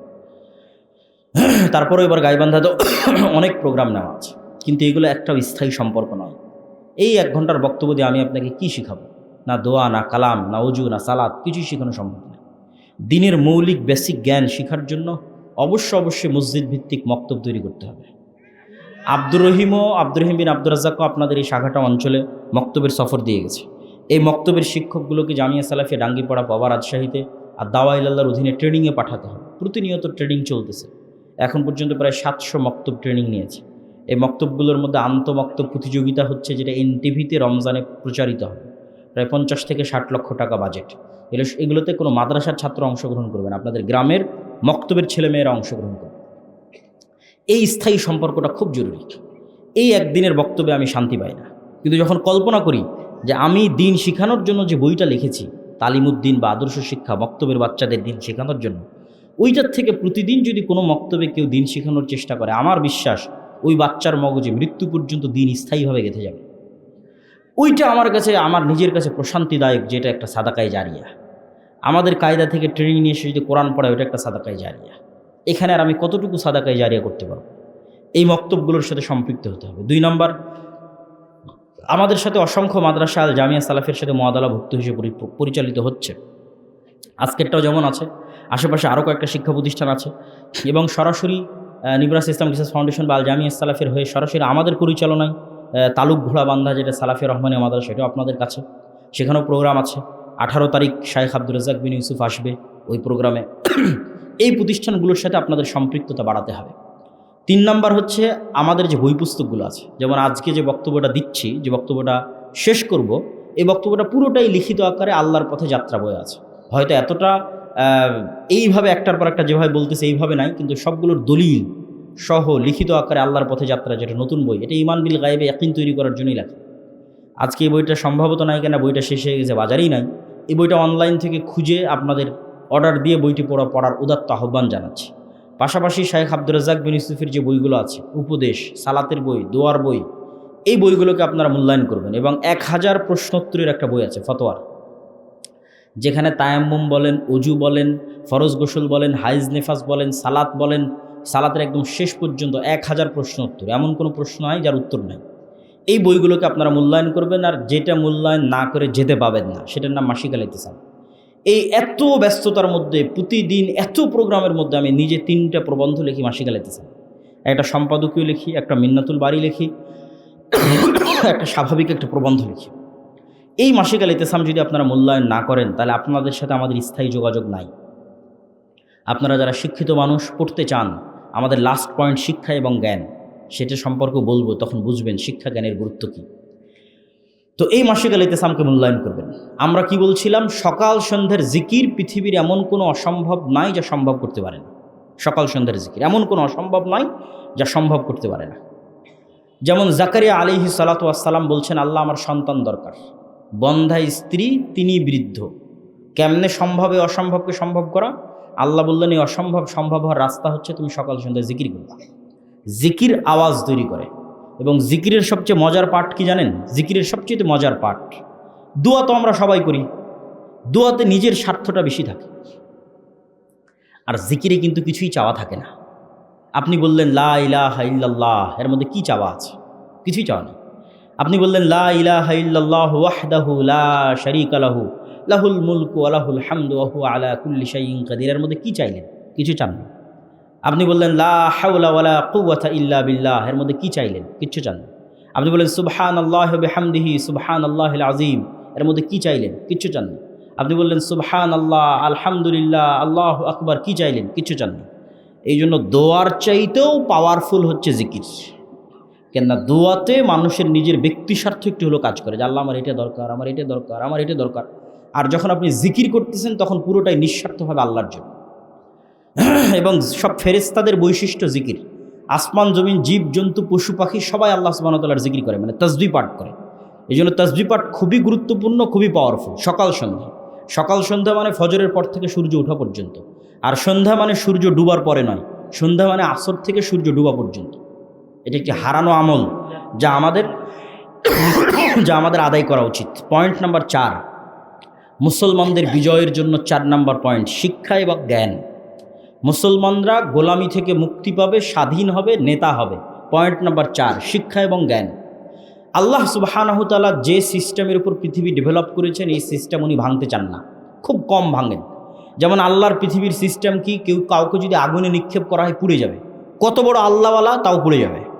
ইব্রাহিম আলাইহিস সালামের ক্ষেত্রে আল্লাহ সিস্টেম ব্রেক করে আগুনকে থামিয়ে দিয়েছেন। কিন্তু আসহাবুল উখদুদ সূরা বুরুজের ঘটনা পড়েন, ওদেরকে আগুনে নিক্ষেপ করা হয়েছে, আগুন ওদের জ্বালিয়ে দিয়েছে। আজ গাজাতে কি আল্লাহওয়ালা মানুষ নাই, পরহেজগার মানুষ নাই? আফগানিস্তানে কি আল্লাহওয়ালা পরহেজগার মানুষ ছিল না? আল্লাহ তার সিস্টেম ব্রেক করেন না। এই সিস্টেমের উপর পৃথিবী ডেভেলপ করা আছে। ছুরি দিয়ে যদি একটা আল্লাহওয়ালা মানুষকেও কাটা হয় কেটে যাবে, একটা পরহেজগার মানুষকেও কাটা হয় কেটে যাবে, কেন ছুরি ওই কাজের জন্যই তৈরি করা আছে। তাহলে পৃথিবী আল্লাহ ডেভেলপ করেছে, পৃথিবীতে আল্লাহর সুন্নাত এটা যে জ্ঞানী হবে ওর ক্ষমতা। এই সিস্টেম যদি একটা ইহুদিও ফলো করে, আল্লাহ ওকে বলবে না যে তুই ইহুদি এই জন্য তোকে নামিয়ে দিচ্ছি, না। এই সিস্টেম যদি একটা হিন্দু ফলো করে, আল্লাহ বলবে না তুই হিন্দু, তোকে নামিয়ে দিলাম না। যে জ্ঞানী হবে সে ক্ষমতা পাবে। ও হিন্দু হলেও ক্ষমতা পাবে, ও ইহুদি হলেও ক্ষমতা পাবে, ও খ্রিস্টান হলেও ক্ষমতা পাবে। কেন এই লজিকের উপর পৃথিবী দাঁড়িয়ে আছে? কেন স্বয়ং আল্লাহ নিজে জ্ঞানী। আল্লাহ সুবহানাহু ওয়া তাআলা দুনিয়ার মানুষকে বলেনি যে এই গায়বান্দার মানুষেরা তোমরা আল্লাহর ইবাদত করো, কেননা আল্লাহ কিছুই জানে না, বলেন নাউজুবিল্লাহ।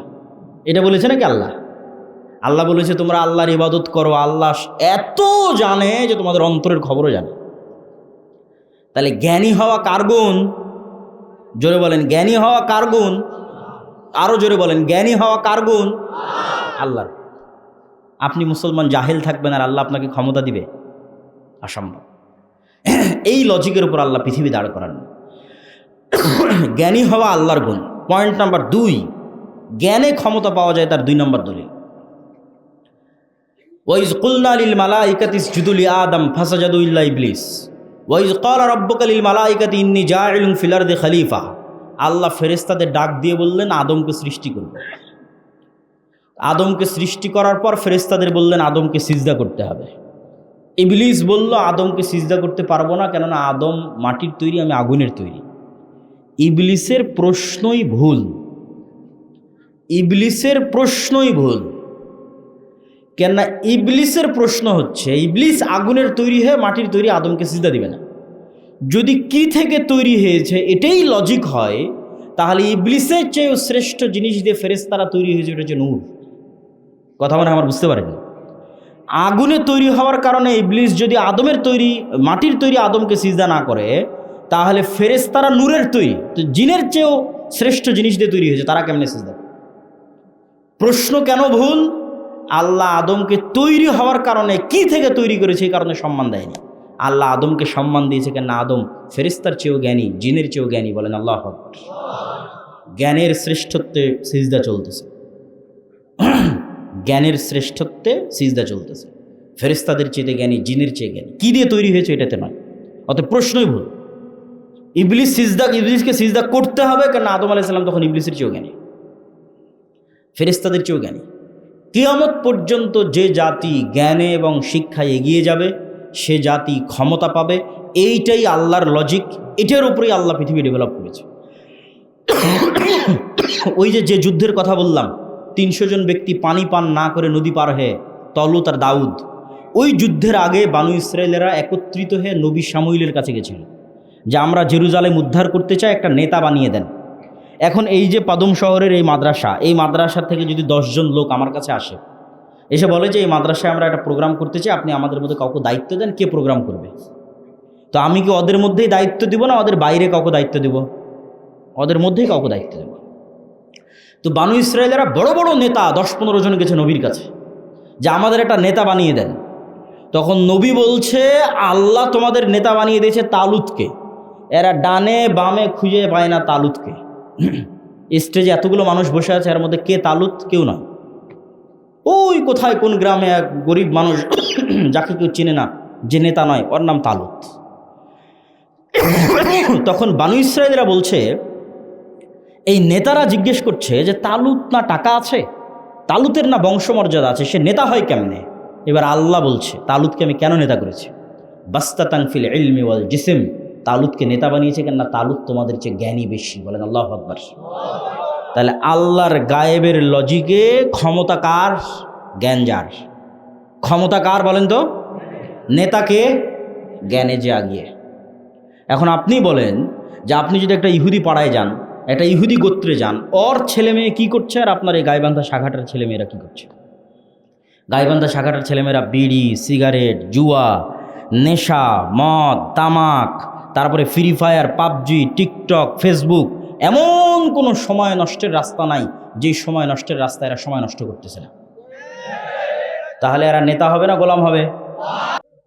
আর ও যদি ইহুদিও হয়, ও যদি হিন্দুও হয়, জ্ঞানের পিছনে সময় দিচ্ছে পৃথিবীর নেতৃত্ব। আর এই লজিকের উপরে আল্লাহ পৃথিবী তৈরি করেছে, এটার উপরেই পৃথিবী দাঁড়িয়ে আছে। অতএব জ্ঞানী হওয়া ছাড়া কোনো রাস্তা নাই, জ্ঞানী হওয়া ছাড়া কোনো রাস্তা নাই। আপনি ঢাকা বিশ্ববিদ্যালয়ে যান, যখন ফুটবল বিশ্বকাপ হবে, গোটা ঢাকা বিশ্ববিদ্যালয় মিলে বড় স্ক্রিন লাগিয়ে ফুটবল খেলা দেখবে। এরকম একটা রেকর্ড আপনি অক্সফোর্ড, ক্যামব্রিজ, হার্ভার্ড ইউনিভার্সিটির এনে দেবেন। তাহলে নেতা ঢাকা বিশ্ববিদ্যালয়ের ছাত্ররা হবে বিশ্বের, না নেতা অক্সফোর্ড ক্যামব্রিজের ছাত্ররা হবে? অক্সফোর্ড ক্যামব্রিজের ছাত্র। কেন? ওরা ওদের সময়কে জ্ঞানের পিছনে লাগাচ্ছে। আর ইহুদিরা এটাই চায় যে দুনিয়ার মানুষ যত নেশাগ্রস্ত থাকবে তত এদের কন্ট্রোল করা সহজ। এই গাইবান্ধার শাখাটার সব মানুষ যদি নেশাগ্রস্ত হয়, এদের কন্ট্রোল করা সহজ না কঠিন বলেন তো? অনেক সহজ। সারা পৃথিবীর সব মানুষ যদি এরকম নেশা জুয়ায় মত্ত থাকে, এরা তো গোলাম, অটোমেটিক গোলাম। এদের নিজস্ব, এরা হচ্ছে জম্বি বলে, যে এক প্রকার জম্বি প্রাণী, জম্বি ভাইরাস, যার নিজস্ব কোনো স্বাধীন চিন্তা শক্তি নাই। ও অন্যের দ্বারা কন্ট্রোল হয়, চলতেই থাকে, বুঝে না আগে পিছে কি আছে। এই জম্বি প্রাণীর মতো প্রাণী হয়ে যাবে এরা। এরা টিকটক, ফেসবুক, ইউটিউব, জুয়া, মদ, নেশা, তার জীবনের কোনো লক্ষ্য উদ্দেশ্য আছে, কিছু করতে হবে, এগুলো না, পরিপূর্ণরূপে গোলাম, অন্যের দ্বারা কন্ট্রোল। তাহলে এইরকম একটা কম দিয়ে, এরকম একটা জাতি দিয়ে আপনি কোনোদিন স্বাধীন হতে পারবেন না। গোলামির জিঞ্জির ভাঙতে হলে জ্ঞান এবং শিক্ষার মাধ্যমে গোলামির জিঞ্জির ভাঙতে হবে। অতএব যে কোনো মূল্যে জ্ঞানের চর্চা বাড়াতে হবে। যতজন এখানে উপস্থিত হয়েছে, কয়জন বই পড়ে? কয়টা মা এবং বোনেরা বই পড়ে? নিজের বাড়িতে বই পড়ার ডেস্ক তৈরি করতে হবে। অজানাকে জানার আগ্রহ তৈরি করতে হবে।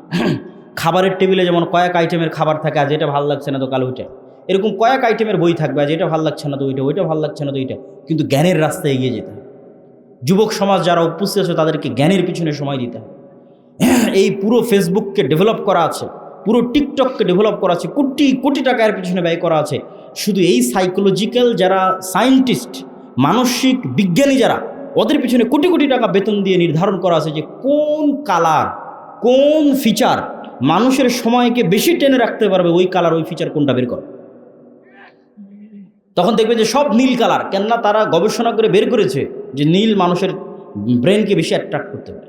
সেটা এখন টুইটার হোক, সেটা ইনস্টাগ্রাম হোক, সেটা এখন কী বলে ওর নাম, ফেসবুক হোক। তারপরে ফিচার, এই যে নিউজ ফিড এমন একটা ফিচার যা ঘন্টার পর ঘন্টা মানুষের মনোযোগকে টেনে ধরে রাখতে পারবে। তাহলে সময় নষ্ট মানে জ্ঞান অর্জন করতে পারছেন না, জ্ঞান অর্জন করতে পারছেন না মানে গোলাম তৈরি হচ্ছে। ইহুদিরা এটাই চায়। ওই খ্রিস্টানরাও পৃথিবীর লজিক বুঝে না। খ্রিস্টানরাও 5 দিন ইনকাম করে 2 দিন মদের বার, জুয়ার পাব হচ্ছে খ্রিস্টানদের অভ্যাস। 2 দিনের টাকা উপার্জন করে, 5 দিনের টাকা উপার্জন করে মদের বারে, জুয়ার পাবে আর গার্লফ্রেন্ডের পিছনে খরচ করে শেষ। তাহলে ওই খ্রিস্টানকেও কে কন্ট্রোল করতে পারবে? ইহুদিরা। এবং কন্ট্রোল করতেছে, অলরেডি কন্ট্রোল করতেছে। নেশাগ্রস্ত মানুষ কোনোদিন স্বাধীন নয়, জুয়ায় আক্রান্ত মানুষ কোনোদিন স্বাধীন নয়, সময় অপচয় করে এরকম মানুষ কোনোদিন স্বাধীন নয়। এই জন্য আমাদের কোরআন শুরু হয়েছে ইকরা বিসমি রব্বিকাল্লাযী খালাক দিয়ে। আল্লাহ নিজে জ্ঞানী, আদম আলাইহিস সালাতু ওয়াস সালাম জ্ঞানী, মুহাম্মদ সাল্লাল্লাহু আলাইহি সাল্লাম জ্ঞানী। বক্তব্যের শেষের দিকে এসে আপনাদেরকে সামারি করি, সারমর্ম করি। মুসলমানেরা গোলাম আছে, স্বাধীন হতে চায়, নেতা হতে চায়, বিশ্বকে শাসন করতে চায়। 4টা গুণ লাগবে। ঈমান বিল গায়বে ইয়াকিন লাগবে, গায়েবী মদদ কিভাবে পাওয়া যাবে তার লজিক সম্পর্কে জানতে হবে। পয়েন্ট নাম্বার 2, নেতা হওয়ার যে বীজ এটা বপন করতে হবে। সেটা হচ্ছে সত্য বলা শিখতে হবে। আজকে এখান থেকে ওয়াদা করে যাবেন, নিজেরা জীবনে কোনোদিন আর মিথ্যা বলবেন না। 2 নাম্বারই করে অর্থ ইনকাম করবেন না। 2 নাম্বারই দুর্নীতি করে মানুষকে ধোকা দিয়ে 1 টাকা উপার্জনের চেষ্টা করবেন না। তাহলে আপনি নেতা হবেন, আপনার ছেলে নেতা হবে। অন্যথায় আপনি গোলাম, আপনার ছেলে গোলাম, এই জাতি গোলাম। একটা প্রজন্ম লাগবে যারা ঈমান বিল গায়বে ইয়াকিন রাখে, একটা প্রজন্ম লাগবে যারা শতভাগ সত্যবাদী, শতভাগ আমানতদার, ন্যায়পরায়ণ এবং ধৈর্যশীল। 3 নাম্বার, একটা প্রজন্ম লাগবে যারা শুধু সালাত 5 ওয়াক্ত সালাত নয়, রাতের সালাতেও অভ্যাসী, যারা শুধু 5 ওয়াক্ত সালাত নয়, সকাল সন্ধ্যার জিকিরও অভ্যাসী। কেন? গায়েবের মদদকে টেনে নিয়ে আসার মাধ্যম লাগবে। 4 নাম্বার, জ্ঞান এবং শিক্ষায় এগিয়ে যেতে হবে। এই সর্বনিম্ন এই কয়টা শর্ত যদি পূরণ করতে পারে মুসলমানেরা, তাহলে মুসলমানেরা শুধু বাংলাদেশের নেতা হবে না, সারা পৃথিবীর নেতা হবে। আপনি বাংলাদেশের নেতা হওয়ার জন্য, ঈমান বিল গায়েবে ইয়াকিন না থাকার জন্য মন্দির পাহারা দিয়ে ক্ষমতা অর্জন করতে চাচ্ছে। আর যদি ঈমান বিল গায়েবে ইয়াকিন অর্জন হয়, আর এই যে পয়েন্টগুলো বললাম এগুলো অর্জন হয়, শুধু বাংলাদেশের ক্ষমতা আল্লাহ আপনাকে দিবে না, সারা পৃথিবীর ক্ষমতা। কেন? গায়েবের লজিকে আপনাকে ক্ষমতার পূর্ব শর্ত পূরণ করতে হবে, ক্ষমতা পাওয়ার পূর্ব শর্ত পূরণ করতে হবে, তখন আল্লাহ আপনাকে ক্ষমতা দিবে।